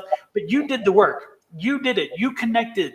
You wound up getting the message. You wound up understanding what was coming to you. You read the energy very well. You did that. And even though I love the fact that you're gracious enough to believe that somehow spirit did it for you, and that's how I'm kind of seeing that. I don't think that that's what happened, and I think that you don't give yourself the credit you deserve. You had the spread. You felt the spread. You intuitively read that spread the way it was supposed to be read, and when you did, and you knew it was right, you knew you made that connection. Instantly, you felt it, and you knew, wow, this is a great read. Spirit didn't do the read. Spirit did not do the read. Spirit gave you the confirmation that, wow, you did a great job. That was the tiring part. That was the energy that came to you. But again, don't give spirit that energy. Don't. And I'm not saying it in a rude way or in a way that you don't appreciate them. But what I'm saying is don't take yourself out of the equation. You dealt the cards. You found the message in the cards in an intuitive way, which gave that information based on the energies there. And when you did, you got an amazing result. And then that energy was there in the reading itself, and you found the right title, which is also very important because if the algorithm picks you up, usually it's based on the title. And so you found the right title to use, and that worked. Again, not to rewrite and not to keep saying it, but again, give yourself the credit. You did that. Energy just confirmed. I mean, spirit confirmed that you did it good. You put together something great there. What you got? I heard, what is your intention behind the video? When you created that video that went viral, your intention wasn't to go viral. Your intention was to get a love reading out for Gemini. So is your intention the same? Or have you changed your intention? Like, oh, I have to do another viral video. I have to do it this way. So if your intentions are changed, it puts a lot of pressure on you and it takes the authenticity off of the video. What is your intention when you do the video? If my intention is just to help people, if my intention is just to get a reading out there, then that's what's going to happen. If I'm grateful for the fact that it does go to wherever it needs to be, then that's what it is. But is your intention just to get a good video out there, or is it just to go viral? What is the intention? Is there positivity behind it, or is there fear in, when I do this, I have to do it in the same way that I did it last time in order to get it out? When you did that video, how did you feel? What were you thinking? What were you going through as you were doing it? You were just reading it, pure, plain, and simple. And by the luck of and it just ended up going to that level of intensity. So again, set the intention as to what you want it to be and what you're trying to do out there, and then everything else will fall into place. Asking spirit, like, oh, are you going to give it to me again? It could happen, but is it going to be the same level of information that you wanted to put out there, or are you just trying to get that same number again? And I get it, like getting monetized or getting whatever it is that you want is great, but what is the intention that you're putting into it? So they're saying, what is your intention? They're saying, you know these answers, you know what it is. If your intention is only to make money, then that's how your videos are going to come across, as somebody who's just trying to make money. If your intention is to give a good love reading, then that's what's going to come across, and people are going to be drawn to it either way. Yep. And again, it just goes back to, again, just keep want putting. To feel spirit. What does that mean? She says, I'm authentic. I just want to feel spirit. I mean, what does that mean? You want to feel, you want to feel like spirit is blessing the video that you're doing because you want to go viral. Like, they showed me a shift in your mindset, like a click, click, click went on and it changed your mindset. So you're not doing the video with the same intention. You're now standing behind a fear of, I'll never get that number again. When you first made the video, you didn't even care about that number. You wanted to get 100 viewers, but you weren't caring about it going that high. Now that it's gotten that high, you're standing behind, how do I get there again? How do I get there again? How do I get that exhilaration? And what they're saying is, when you first made that video, you didn't have that intention. Your intention was just to do the video for the love of the people, for the love of what you do. Keep that same energy and it'll happen again. But and that's what I was getting ready to go back to, is just consistently put out, do the readings and continue to do what you do, and you do it well, and make sure that when you do it, again, just consistently well, and do it as you've always done it, and that will find its way back to you. I understand about the spirit inside. Again, for me, I see it a little differently. I guess because when I read, as I read I read intuitively. So I'm getting the energy. I'm feeling the energy. I'm feeling whatever's coming toward me. I don't know if that's spirit that I'm getting, or whether I'm getting it, whether the message is coming from spirit or the message is coming from the energies being sent. Whatever it is, that's how I get it. If that's what you're saying, will that come? That will come. Whatever has worked in the past will continue to work. And again, if you focus on the quality as you've already done it, and the consistency as you've already done it, spirit will bless you, because you'll be blessed, because again, you're giving back, and that's the key, is giving back. And I know that's exactly what your question is. So yes, in my opinion, if you keep putting forward the same product, the same quality product, with the same determination of giving people wonderful information they need to know, then when you will be rewarded in like fashion. When I see her reading, I see spirit coming through. You can see spirit coming through her. So are you saying, now that you've gone viral, that you don't feel that same spirit anymore? Because every time I see you read, I see spirit coming through you. So what feeling are you saying that you lost? You said through me to create a video like that took off. So you're saying that only in that one video that you felt the spirit, and then the other ones you didn't? Because I saw you read today and I felt like spirit was flowing through you. So what are you saying that you don't feel spirit? Since you've had that viral video, you don't feel spirit anymore? Because I see spirit in you every time you read. Oh, there was a difference in that one video. In that one Gemini video, there was a difference. Then ask them to bring that spirit, to bring that feeling back. But I saw it today when I saw you read. There's a passion in you when you read. You really are trying to find out the information for them. So I see spirit in you every time I see you read. I enjoy your readings when I see you reading. Like today when I was watching you reading, I felt the passion in you. I felt spirit working through you. So I don't understand. So maybe there is a difference that was in that one that came, but maybe that was just to let you know that you can do it. Yep. Yep. Just keep consistently putting out this. Don't change anything. And again, people embrace that. People will embrace it because they see you're authentic and they feel that you are getting the message that you're intended to give to them, and they will embrace it. So yes, Terry T, this is the love lady. He said, is this the lady that does the love readings? Yes, this is her. You guys, if you want the love reading, this is her. Go to her page, Calling on Angels 1111, and you will get a love fest on there. It's just spewing love everywhere. Little cherubs and little arrows of hearts and everywhere. It's just all over her page. Just go on there, and love might hit you tonight. Go ahead and look at the video. and on Wednesday mornings, she's on live 10 a.m. Our time, which is West Coast time right now, 10 a.m. Her and Julie from Love Warrior will go up. So if you follow her, and I'll put the QR code up, if you follow Bonnie, and again, she's called Calling on Angels 1111. If you follow her and you click follow on the YouTube page, let me see, it's here somewhere. You will be notified when she goes live. Here's the link. So if you click on here, lock her in, hit subscribe, and then when she goes live, you'll do it. And the same thing, she's usually on with with Julie. So, and I have Julie's here as well. So if you follow Julie, you'll also know when they're live because this is Julie's. They go on together. Okay. All righty then. Who is next? You are welcome, Bonnie. You are welcome.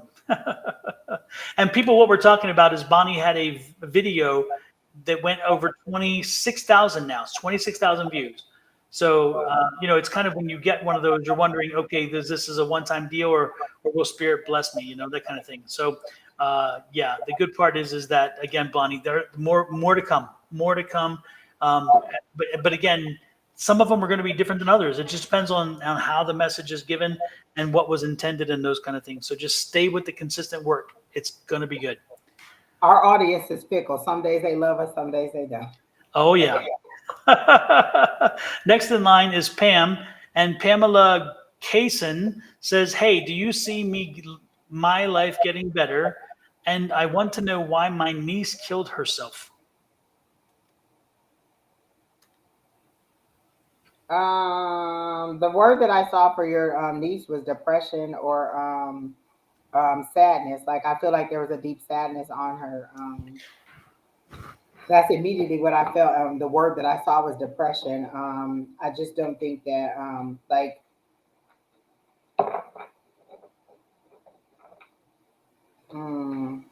yeah, true. There was a deep sadness there, and depression. Was there substance abuse? Is Pamela still here? Pamela, are you still here? If anybody has questions also, make sure you ask your questions so we can add you to the list. Pamela, are you still here? Have you left us? And I feel like both of you are having the same thing because you said, is my life going to get better? So is this something that is going on throughout the family, like a sadness or a negative energy that is flowing through the family? Because you said, is my life going to get better? And then I got depression when I read why did she kill herself. And so, is there something in the family that is breeding this negative energy or this negative atmosphere? So we all feed into each other. One of the reasons that I stopped going on some of our girls' trips is because we would get together and then we would talk about how sad our relationship was or how sad our love life was. And I got tired of going on trips where we were just talking about how unhappy we were. And so that's why I didn't want to go. So you have to recognize the atmosphere that you're entertaining and then step back away from it and say, hey, that's not the kind of atmosphere I want to live in, that I want to be engaging in. So just yeah, exactly. Bonnie said it's a chemical imbalance, and so sometimes if we don't recognize those things, like I could have continued to go on those girl trips and continue to get into those gatherings and continue to feed on that negativity and stay in a negative mindset, but I stepped outside of it for a minute to say, hey, this isn't what I want. This is what I want, and move forward in a different direction. And so now when we get together, we talk about other things. We don't talk about that. But somebody had to say, hey, we don't need to keep talking about this, or we had to recognize the negative patterns that we were creating and then separate and then come back together when we were all ready for a positive mindset, or when somebody was able to create a positive mindset where we weren't talking about the lack of love in our life, the downtrodden relationships we were having, the dating pool, and we just started talking about the success that we were having in our lives in other areas so that it could spill over into our love life. So, is your life going to get better? Yes. But when you are ready to step into a lighter, brighter you, like, the way that it's been presented to me is that I could give you the job of your dreams, but if you go in there with a negative Nancy mindset, everything you're gonna say, oh, ain't no staples in there. It ain't never no staples in there. Oh, I don't have my computer ain't fast enough. What's wrong with y'all Wi-Fi? Why y'all computers don't work? I could give you everything that you want, but if you're still in that negative mindset, you're not gonna appreciate the things that I give to you. If I give you the love of your life, you're gonna break him because mentally you're not ready for that person. 20 years ago, Angie wasn't ready for a husband. This Angie is, because she's grown spiritually, emotionally, physically, and mentally. So, is your life going to get better? Yes, when you decide that you want to step out of this negative mindset and from under this cloud and into something better. And is it going to happen overnight? No, it's not. But you're going to have to take the steps to fight forward. How do I get from where I am now to a happier place that I want to be? And happier could just be waking up tomorrow and saying, you know what, today's going to be a good day. And then it is a good day. Exactly, Bonnie. And it is. Like she said, she's dealt with it for 30 years. It is a continuous process of fighting. You're not just going to wake up one day and then just be cured and then everything is going to be sunshine and lollipops. Life is hills and valleys. So one day that you're in a good space, and then the next day you could be having a bad day, and then the next day you're having an okay day. It's hills and valleys, and recognizing where your where your where your center is, where your grounding is. And you may need to go see a therapist. Like Bonnie is saying, you may need to see a doctor, you may need to see a group, you may need to surround yourself with different people that make you have a different attitude toward life. It's all in you taking the steps to move forward. What you want is for some magical person to come through and be like, hey, ding, now you're better, you're happy, or whatever. What are you going to contribute to the steps to making your life better? Are you praying? Are you believing? Are you saying manifestations? Are you saying affirmations? Are you just waking up and thinking today's going to be a great day and trying to believe yourself into something better than what it's going to be? If you don't have enough money, are you looking for another job? If you don't have a car, are you looking for better ways to get transportation or to make enough money to buy a car? What are you doing to contribute to making your life better? So that's what I got. Well, I don't have much more to add there. I think you've hit it all. I think the most important thing is about life getting better is a mindset, and I think that Pamela has been beaten down a bit, and I get the impression that she's had a few turns that didn't go well, and and I feel like I just feel like when I thought of her energy, when I connected to her energy, I I feel a bit of hopelessness. I feel, and I don't mean feel, but because I don't feel, I'm not empathic, but I sense hopelessness. I sense a little bit of regret. I feel like there has been a communication problem with family, and that has blown into something that should not have gone the way it did, but it did. And I again, there's some regret that it took that turn. But I think that when that happens, uh, again, give yourself time to deal with the outcome, the consequences. And then shake it off and say, okay, Nick, let's move on. Let's figure out a way forward. And I think that that's where the problem. I'm getting a feeling that's where the problem is. The problem lays with what do I do next? What's my way forward? And no matter what is decided in that regard, the most important thing to hear in my voice right now is do something. Do something. Sitting there in the wallowing in the sadness, wallowing in the pain, wallowing in the frustration from the situation that again I'm getting from the family, wallowing in the feeling of what could I do, what can I do, what could I have done for her, how come I wasn't there, all that. Enough already, enough. Make a decision on how now you can move forward, letting those lessons that have been just learned, how you can use those to move forward and create a different environment so where you can feel healthier. Again, you cannot change the past. Stop looking there. There's a rear view mirror that's smaller than the windshield. I've said it many times over. The windshield is very big because you're going forward. The rear view mirror, because you cannot change it, is only a reflection of what has happened. It's what's behind you. So focus on the future, figure out how to move forward, and then do it. Again, you can't make a wrong move because, again, we don't know what each of the steps will be when you move forward. However, if you are not making a step forward, if you are not moving forward, then you are falling behind. And again, if you're not moving forward, then you're changing nothing. If you move forward and you didn't make the right step, you can navigate away. You can navigate and redirect. You can do a lot of things. But if you're not moving, nothing happens and you need change. So let's get moving. Let's get moving. Miss Lisa Harvey, we can see your comments on both page. I saw the comment that you made on my page and the comment that you're making on Don's page because she thought that because she was on my page, we can see her comments. We see your comments. We see that you had a near-death experience and you're wanting to know what purpose is it that you need to serve for your second chance at life. What is it that you want to do in life? Like your purpose is whatever your desire is. Everybody's looking for the Lord to tell you to do this. What if the Lord tells you that He wants you to be a nun? Is that what you want your purpose to be? Is that where you want your life to be? What is it that you want to do? Your purpose is to find your joy, to find your center. That's what your purpose is. So when you find your joy, then that's when you'll find your purpose. What is it that makes you happy? You know what my joy is? Doing these readings. I love helping people in different ways. So my purpose is helping people, but I do it in multiple different ways. I do it at the job that I get paid at. I do it on these lives when we do our readings. I do it in class when we do readings. I do it in mentoring other people and talking to other people and helping other people. So my purpose and the thing that I love to do is to help people. So I do it in multiple different ways.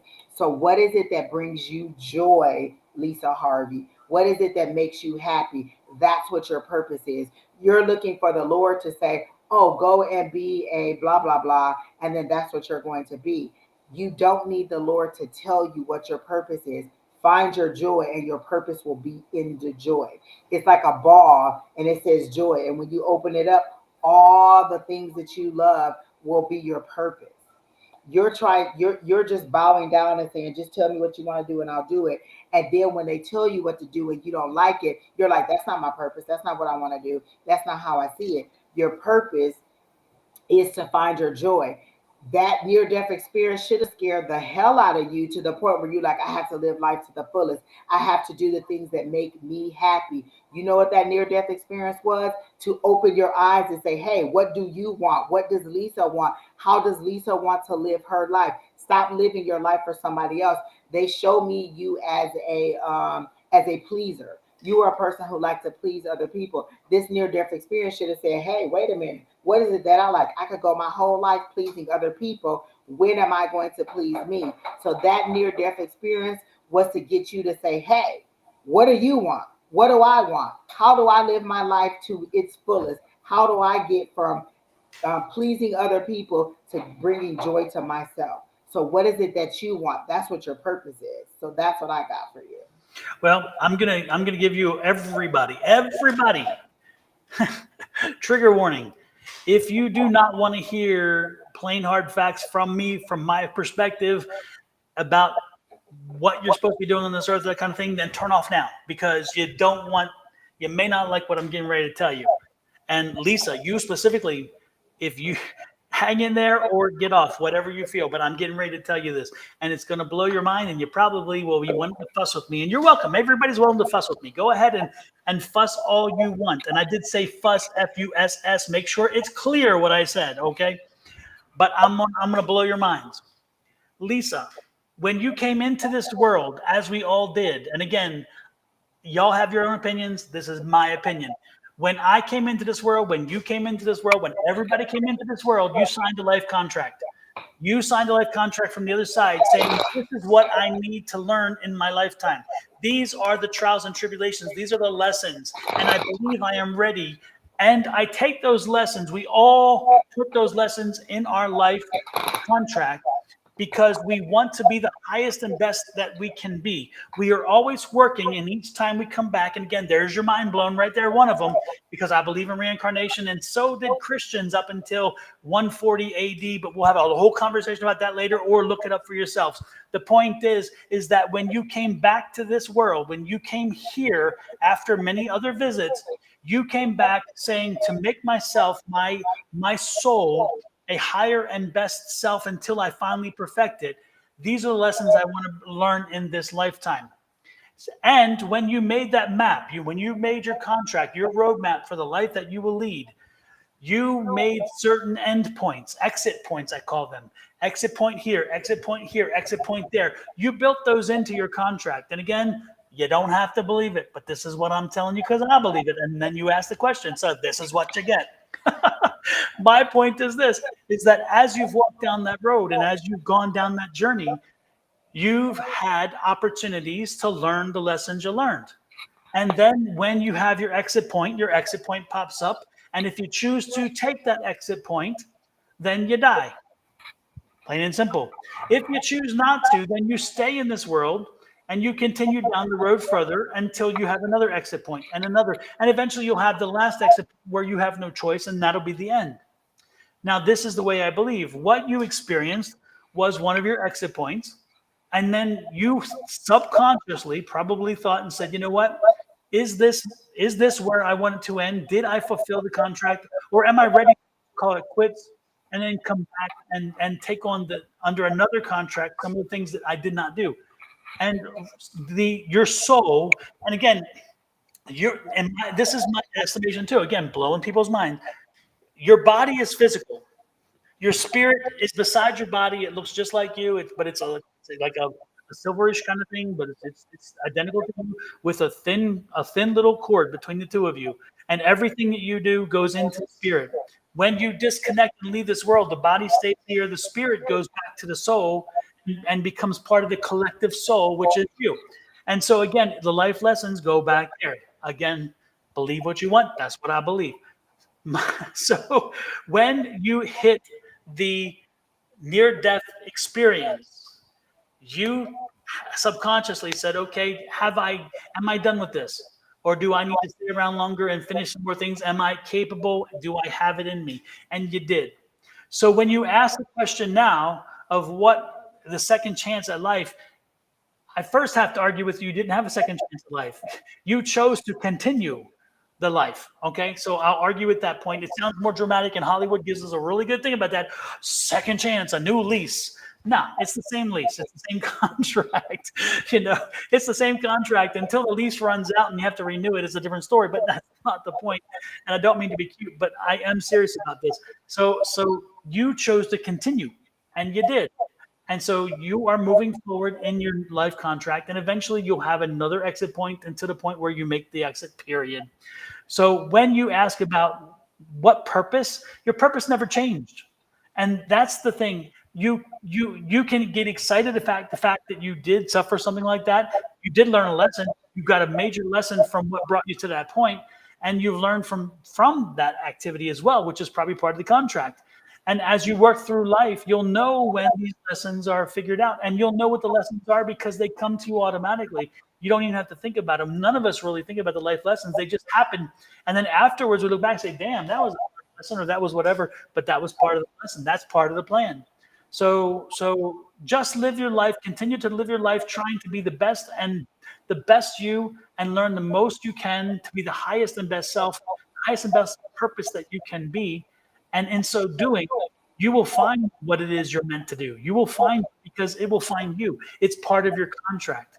If you work too hard and you try to find some meaning that isn't there, all you may do is wind up derailing yourself, because you find out, oh my goodness, I'm somehow now exceptional because I missed an exit. No, we all miss exit points. We've all done it. And I don't mean to take away from your experience either. Please don't think that. But what I'm saying is that this is the continuation of your life. This is not a second version. So just continue to be you, do the best you, live the best life you can be, make sure that you're learning all that you can. And when the next exit point comes, maybe you'll take it, maybe you won't. So sorry to take the mystique out of it. And you don't have to believe me. And I'm not meaning to insult anyone, but what I'm just saying I have a different belief. And I'm saying live your life, always live your life, whether you've had one or not, with the near-death experience, what I'm saying, or not. Live your life as you intended for yourself to create, from what you created, and make sure you're always being the best and highest you that you can be, because that's what's expected. And you'll find that when you do that and you're on your path, your lessons will fall in place. They will be there. So now I'm going to get off the pulpit and step back. Amen. Stop looking for some mystical message that has to come through, and just live your life. Like we're looking for, like, a lot of times I would get caught up in what was the lesson of it, and sometimes it's just move forward. Like you may not get the lesson right then, you may not get the lesson ever, but just move forward. You don't always, like, don't stop living because you don't know the purpose, and don't be like, well, I can't do anything until I find out why the Lord wants to keep me here. My sister Keena had a near-death experience, and for a while, on the anniversary of that time, she would be really, really, it would do something to her emotionally, until she just moved forward and said, you know what, I just have to live my life. I may not know why it is that I was given a second chance, or what that second chance was, because what you think the second chance may be may not even be it. It's a personal journey for you. And so that's where you go into your prayer time, or your meditation time, or whatever it is that you have with your higher power, and understand what your next step is. You want to know, why was I saved? Because it wasn't your time to go yet. Whatever your belief system is in your higher power, that's why you're still here. It doesn't necessarily mean that, oh, now I got to do this. It means that whatever you came here for, you still have to keep going through with it. And I'll tell you this much, and I've told Angie this story. I may have even related to a lot of you folks. You may have heard it. So if you have, forgive me. Oh, well, you get to hear it again. Exactly. Forgive me for going down that road again. But this is one of the most, this really fits the situation. I was given an opportunity for a couple who was sent to me from somebody else, and they sat down in front of me, and they said, what is it you do? And I said, I'm a tarot reader, and sometimes mediumship if a spirit chooses to come in, but I don't sell or advertise the mediumship, because I cannot guarantee, because I can't own the spirits. They come in, they choose to come in. I cannot call them in, so I can't guarantee though. I can hope, but I can't do much more. I'm not Hollywood. Hollywood's like, oh my gosh, I want you to come in, and all of a sudden they're there, and there's one here, and there's one here, and oh my gosh, it's great. No. This is real life. Anyway, at least my life. Okay. So the woman sits down, we shuffle the cards, and all of a sudden her 13-year-old son appears beside her. Okay. And then I asked her, have you lost a child recently? And she said she did. And that face that she gave me was 1,000 expressions at once. There was some happiness, some sadness, some shock, some elation, and just it was interesting. So I said, if this is not comfortable, we don't have to go there. She said, no, that's why I'm here. So she sat down intending, hoping to get a read and a visit from her son. I, of course, didn't know that because I never knew the person. I didn't know the husband and wife that sat in front of me. So Lord knows I could not have created this. The point is this, is that the child came in and he talked to the parents and had a conversation with them. He gave some very, very confirmational information that only they would know to guarantee that they knew that it was him. And then he walked them through his process. And he walked them through the process, telling them that he chose them specifically for this world because he knew his life would not be long. That was going to be the end, and he knew it. And that nothing would have changed. They could have done nothing different. All of the decisions they made for him and his health were all was intended. And no matter what they did, they could not have changed the outcome. They needed to hear that apparently and they did. As soon as I said that, they were like, oh my God.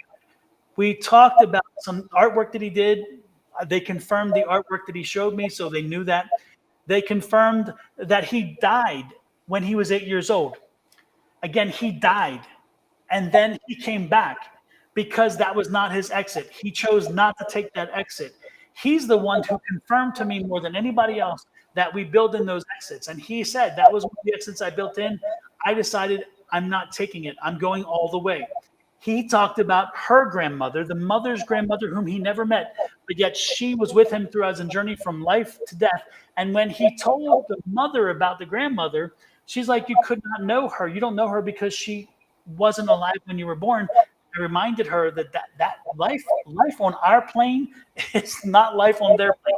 And so she knew him. She was there the entire time with him because he knew and she knew it would be a very hard life. And it was for this young kid. And when he got 13, that was the end point. That was his contract. So again, the story that the thing I'm trying to get across to you is this child's life, this experience, this amazing young kid who came in and talked to me and put his parents at rest and gave them information that they did not know and things they wanted to hear, needed to hear. That was part of his contract. And he had exits built in. He did not take them. He chose to stick around to the very end, and then he left. And why I tell you that story is that story gave me so much confirmation of everything I have been saying, everything I know to be the case. And he brought it all home in one nutshell, in one specific situation, proving to me that all that I've said and believed in for so long is real. And that's what I'm offering to you and everybody else. You can believe what you want, but I'm telling you that you are here for specific things and you will accomplish those consciously or subconsciously. You're going to get through them. And there are times where you may have an exit and you subconsciously will have a conversation and say, hey, is this the one I want to take? Or do I stick around a little longer? And if you stick around, well, that's you, because again, you're still going to be learning. But know that as you move forward in life, everything you do, you're learning. You are learning and learning and learning. And sometimes we're hard-headed and we don't get the lesson the first time. And sometimes we got to be told 2 and 3 times to get that lesson. But we'll get it eventually. That I have faith in. I asked Lisa what was for your greatest and highest good, and they showed me you in a car riding alongside a mountainside. And then they showed me, and I keep hearing the word Colorado, but then they also showed me Little Red Riding Hood going through through the woods to get to her grandma.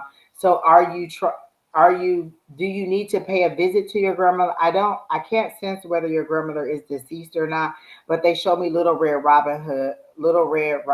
Why I said Robin? Riding Hood going through the forest to get to grandma's house, and these obstacles coming up and her dodging and her getting through each obstacle and still making it to her destination. So is there a connection with you with Little Red Riding Hood or your grandmother that I'm getting? Because when I said what's for your greatest and highest good, they showed me Little Red Riding Hood. And I'm assuming, and what they're showing me is the obstacles that she had to overcome in order to get to where she was trying to go. So it's the obstacles that you need to focus on. You're making it past all the obstacles, or you're making it around all the obstacles to get to where you need to be. So your focus just needs to be on where you're trying to be. Her focus was on getting to grandma's house. Your focus on needs to be on getting to wherever your goal is, and the obstacles that are coming through will definitely.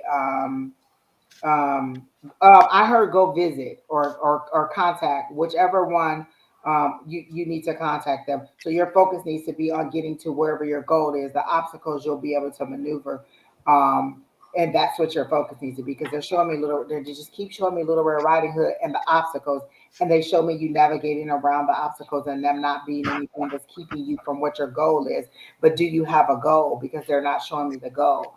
You haven't set your goal. You haven't decided what you want to do. And so there's no goal for you to work through. So all you're focusing on is the obstacles that keep getting in your way because you have nowhere that you're trying to go. So you just keep running into the same wall. So She says, set a goal or a purpose or something that you. she says Little Red Riding Hood was a nickname of hers because she always wore the same red jacket growing up.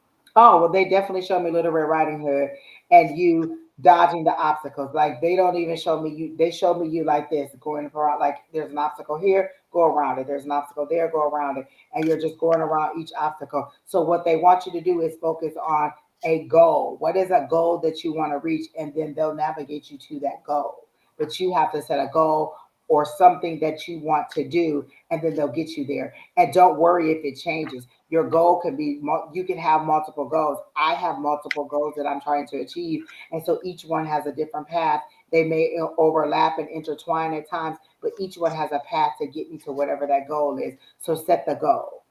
But you're well on your way, you're protected, and you'll make it to wherever you need to be. Set the goal. And Lisa, who is Tony? Who is Tony in or around you? Tony. Do.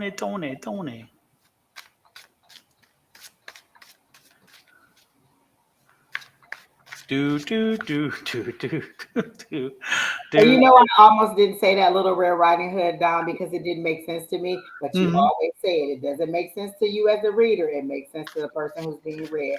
Tony is her uncle. Okay, good, because the Tony, I was being told Tony. So Tony is it's Tony the uncle is that the son of the one that's getting ready that's probably not long, is he the child of the one who's the grandmother who was maybe not long for this world? Anthony, but we call him Tony. Yeah, exactly, because he was that they were sending me the message about Tony. And so is he the son of The grandmother that's about to pass. Yeah. Oh yeah. Yes. Okay. But is that the grandmother who's about to pass again? Is that one, or is that just making sure? Do. Anyway, yeah. There's yes, the one that is, yes. Okay, that makes sense. It's interesting. Tony is strong. Tony is again. Tony is strong. Tony is somebody who people can depend on. But Tony's not going to handle this well. And so make sure that when this happens, make sure some people pay attention to him and his mental health in this regard, because I don't think Tony's going to handle it well. And I think you're going to have to be there, or people are going to have to be there and understand the ability to pick him up, because it's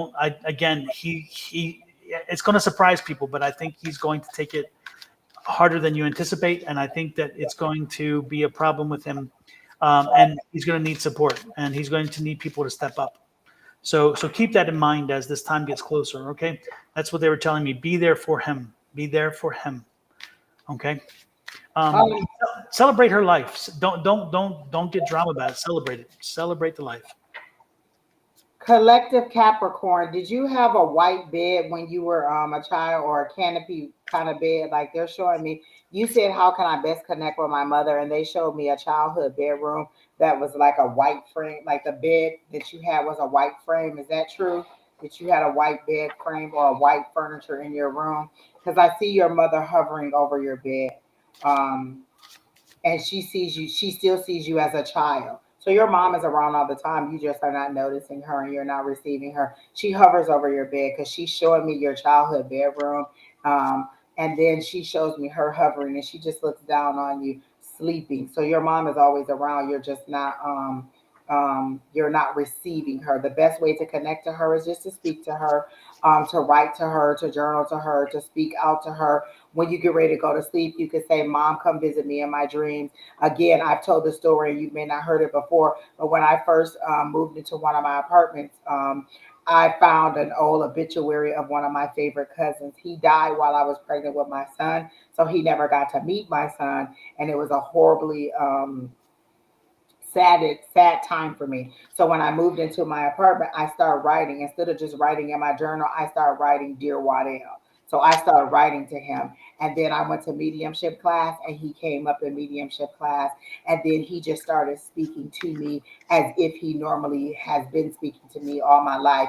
And so then he started coming into my dreams. And then he would be in the car with me. And then he would just be talking to me. And so if you want to connect to her, like, what is this about a cake or some kind of dessert? Is there a certain time that you want to? Is there a certain cake? What is this about the cake?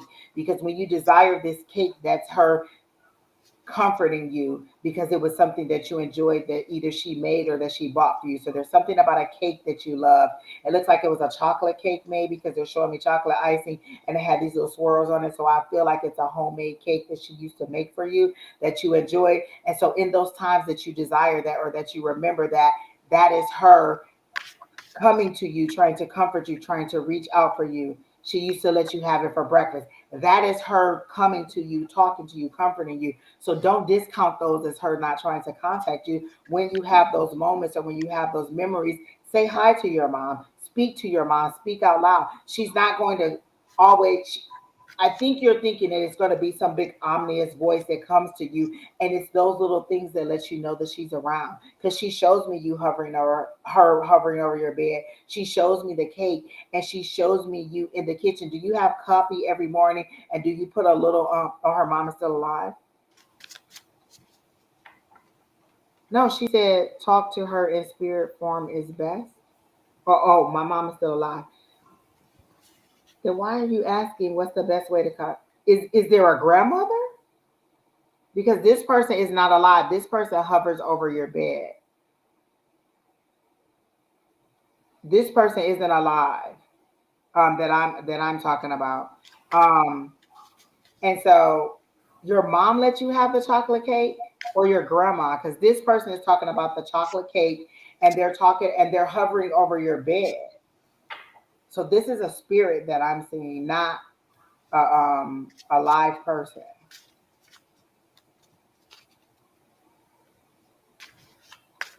But they're showing me about the chocolate cake. Or oh wait a minute, what is this about the coffee do you have coffee in the morning on a little saucer, or maybe you and your mom need to have a sit down talk during breakfast, or because they're showing me a coffee cup and they're showing it to me on a little saucer. Yes, that is probably a really old memory. Okay, so they're showing me all these memories, but usually when I see these memories, it's a deceased person that's showing me this. So is So you're saying your mom is not alive, but they're showing me all these memories of you too. So are you wishing that it was that way, that when you were a young child and you just need to sit down and talk to each other, maybe have a cup of coffee and some cake, or have a sit down and just talk to each other?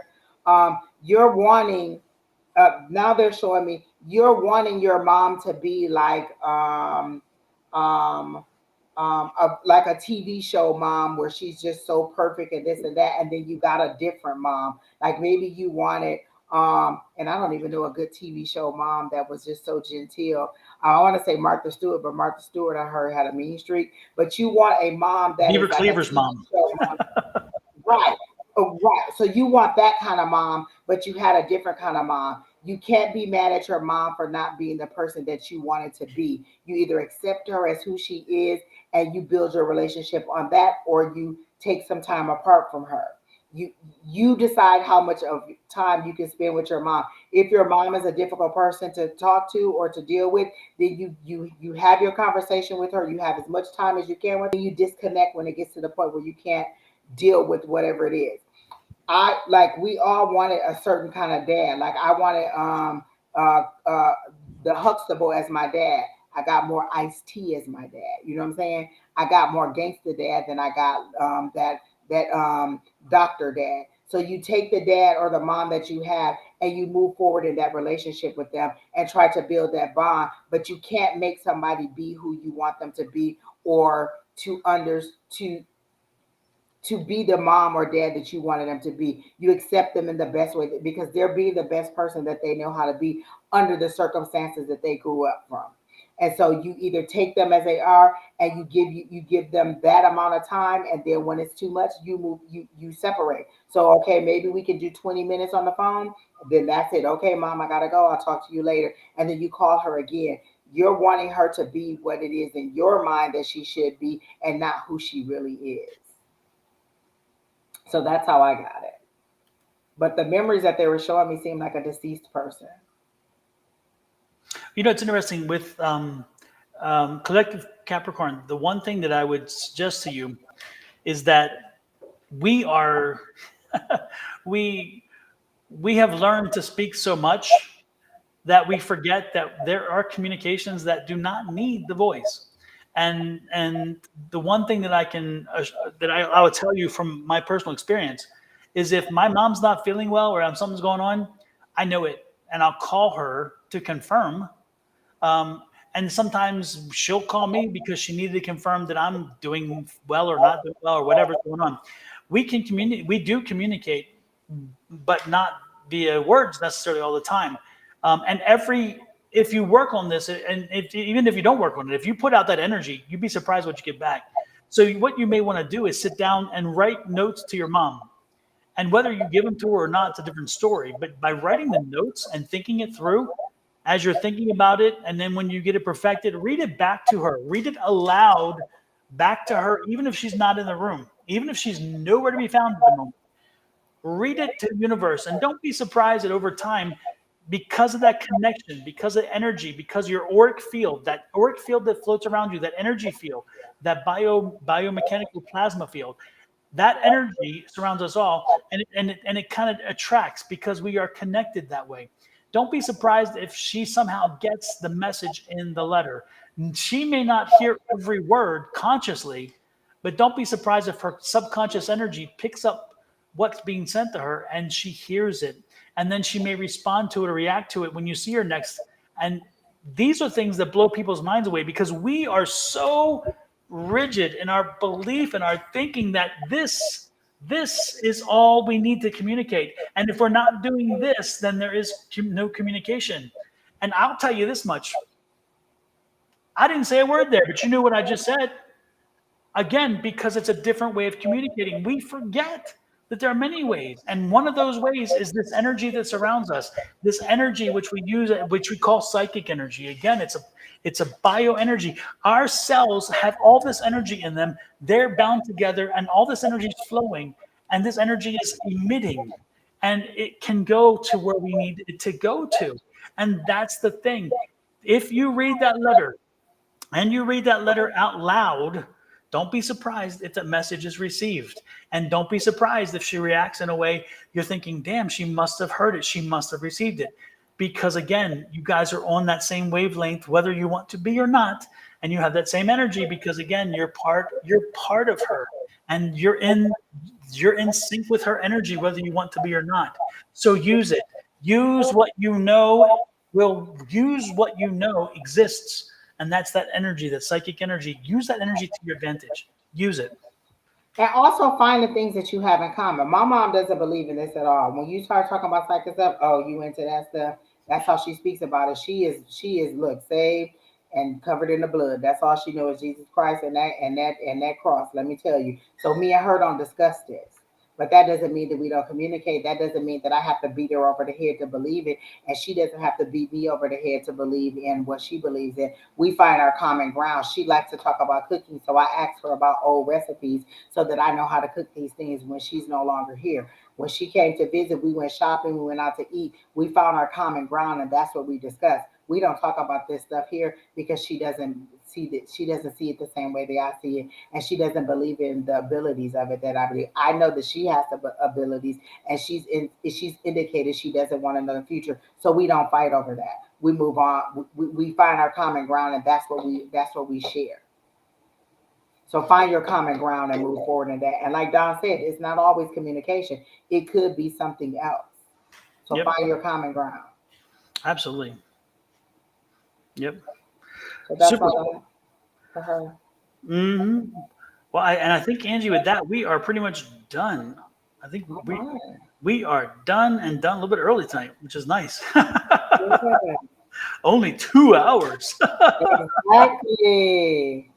Well, thank you everybody for coming in. It has been a pleasant evening. Great energy. Some new folks come in. Some good energy. Always love it. You guys help make us. Your energy and your questions make us better readers. And by making us better readers, we love sharing even more with you. So we appreciate you popping in. We appreciate you spending time with us. And with that said, have a great week ahead of you, the rest of it, and the weekend. Angie, any plans? Oh, wait a minute. There is some plans for Sunday.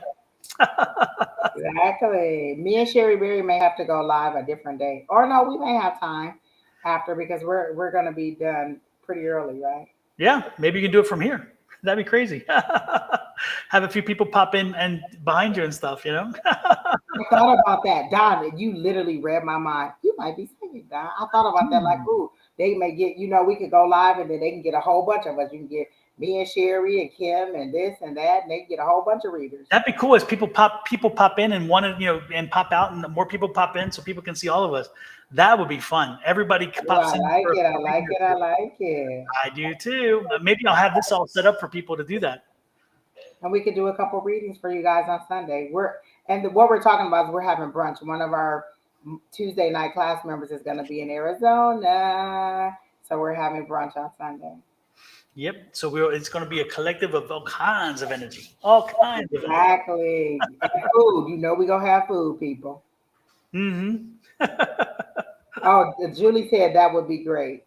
Yeah. Maybe we should make that part of the plan. You know? Hey, I like it, Don. Yeah. I literally thought that when you said brunch, I was like, oh, maybe we can go live from there, and then other people could pop in and out while me and Sherry do readings Did you together. see the glitch? I did see the glitch. Hmm. Was that a confirmation? That was a go for it. Exactly. A Yes. glitch in the matrix. Yeah. And maybe what we'll do is we'll set it up so where 2 and 3 can sit in the same space at the same time when they're doing the readings. Like that too.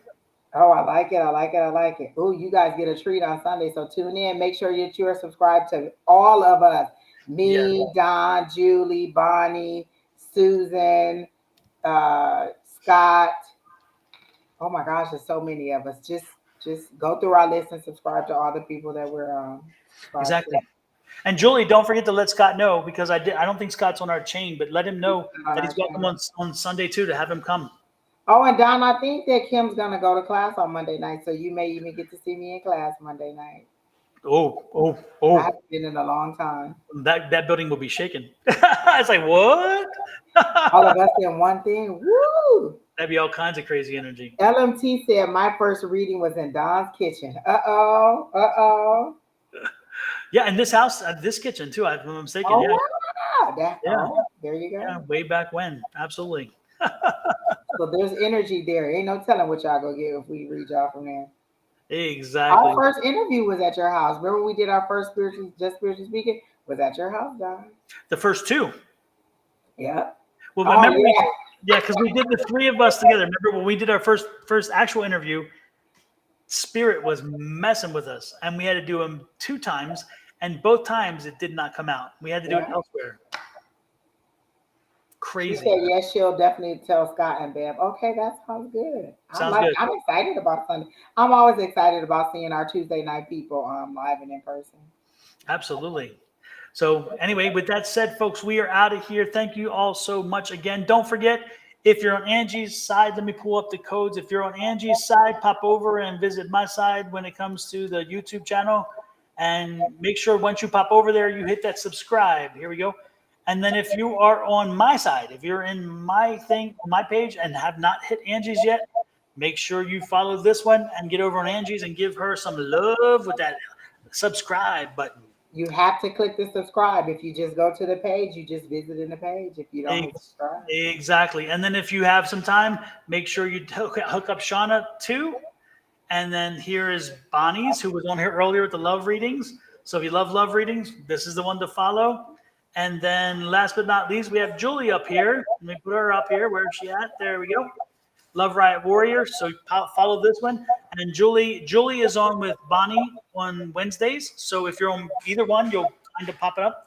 Also, Julie is with Susan on Tuesdays and Scott on Fridays. So with Julie, you get 3. So check out Julie, connect to Julie, subscribe with Julie. You get 3 for 1. So you're going to get 3 different times for live readings. And with me, you only get 2. So hook up Julie there, okay? Y'all, one day I'm going to surprise y'all and do an all love reading. When I get done, my hair going to be all white because I'm going to be done crazy. But one day I'm going to come on here and I'm going to do all love readings. Y'all going to be like, hot damn, Angie done lost her mind. And I'll be like, yeah, I did. I'm just going to sit back and watch because I'm like, whatever. Y'all help me. You know what? I'll probably do 2 readings and be like, you know what? I quit. Shut it down. We're going to start all over again. I can't take it. I don't. Ooh, Bonnie, you a good one because I can't take it. I just be wanting to be like, what? Yeah. I must say, I'm kind of there with. I just listen to Terry T egging me on. Everybody like, go ahead and do it. Y'all ain't right. Y'all don't love me. Y'all just want to see my head explode. I'm telling you. And again, if you want to get a T-shirt or if you want a reading, from me, you can go to this page. This is the Etsy shop. That's where I sell the readings, and also I do the merch. So if you want my logo, which is up here, it's on a shirt. If you want the major Arcana tarot cards, that's there too. And I got my cup, and I have my I believe in the infinite abundance cup. I drink coffee out of it every morning. There you go. I'm loving it. I love it. So again, with that said, we are out of here, folks. Let's find some. I don't have any exit stuff, so I'm just gonna play the intros for the exit. How's that? Oh yeah, and yeah, that's it. That's good. I'm making sure I have it. I do. Here we go. Good night, everybody. Great to see you in.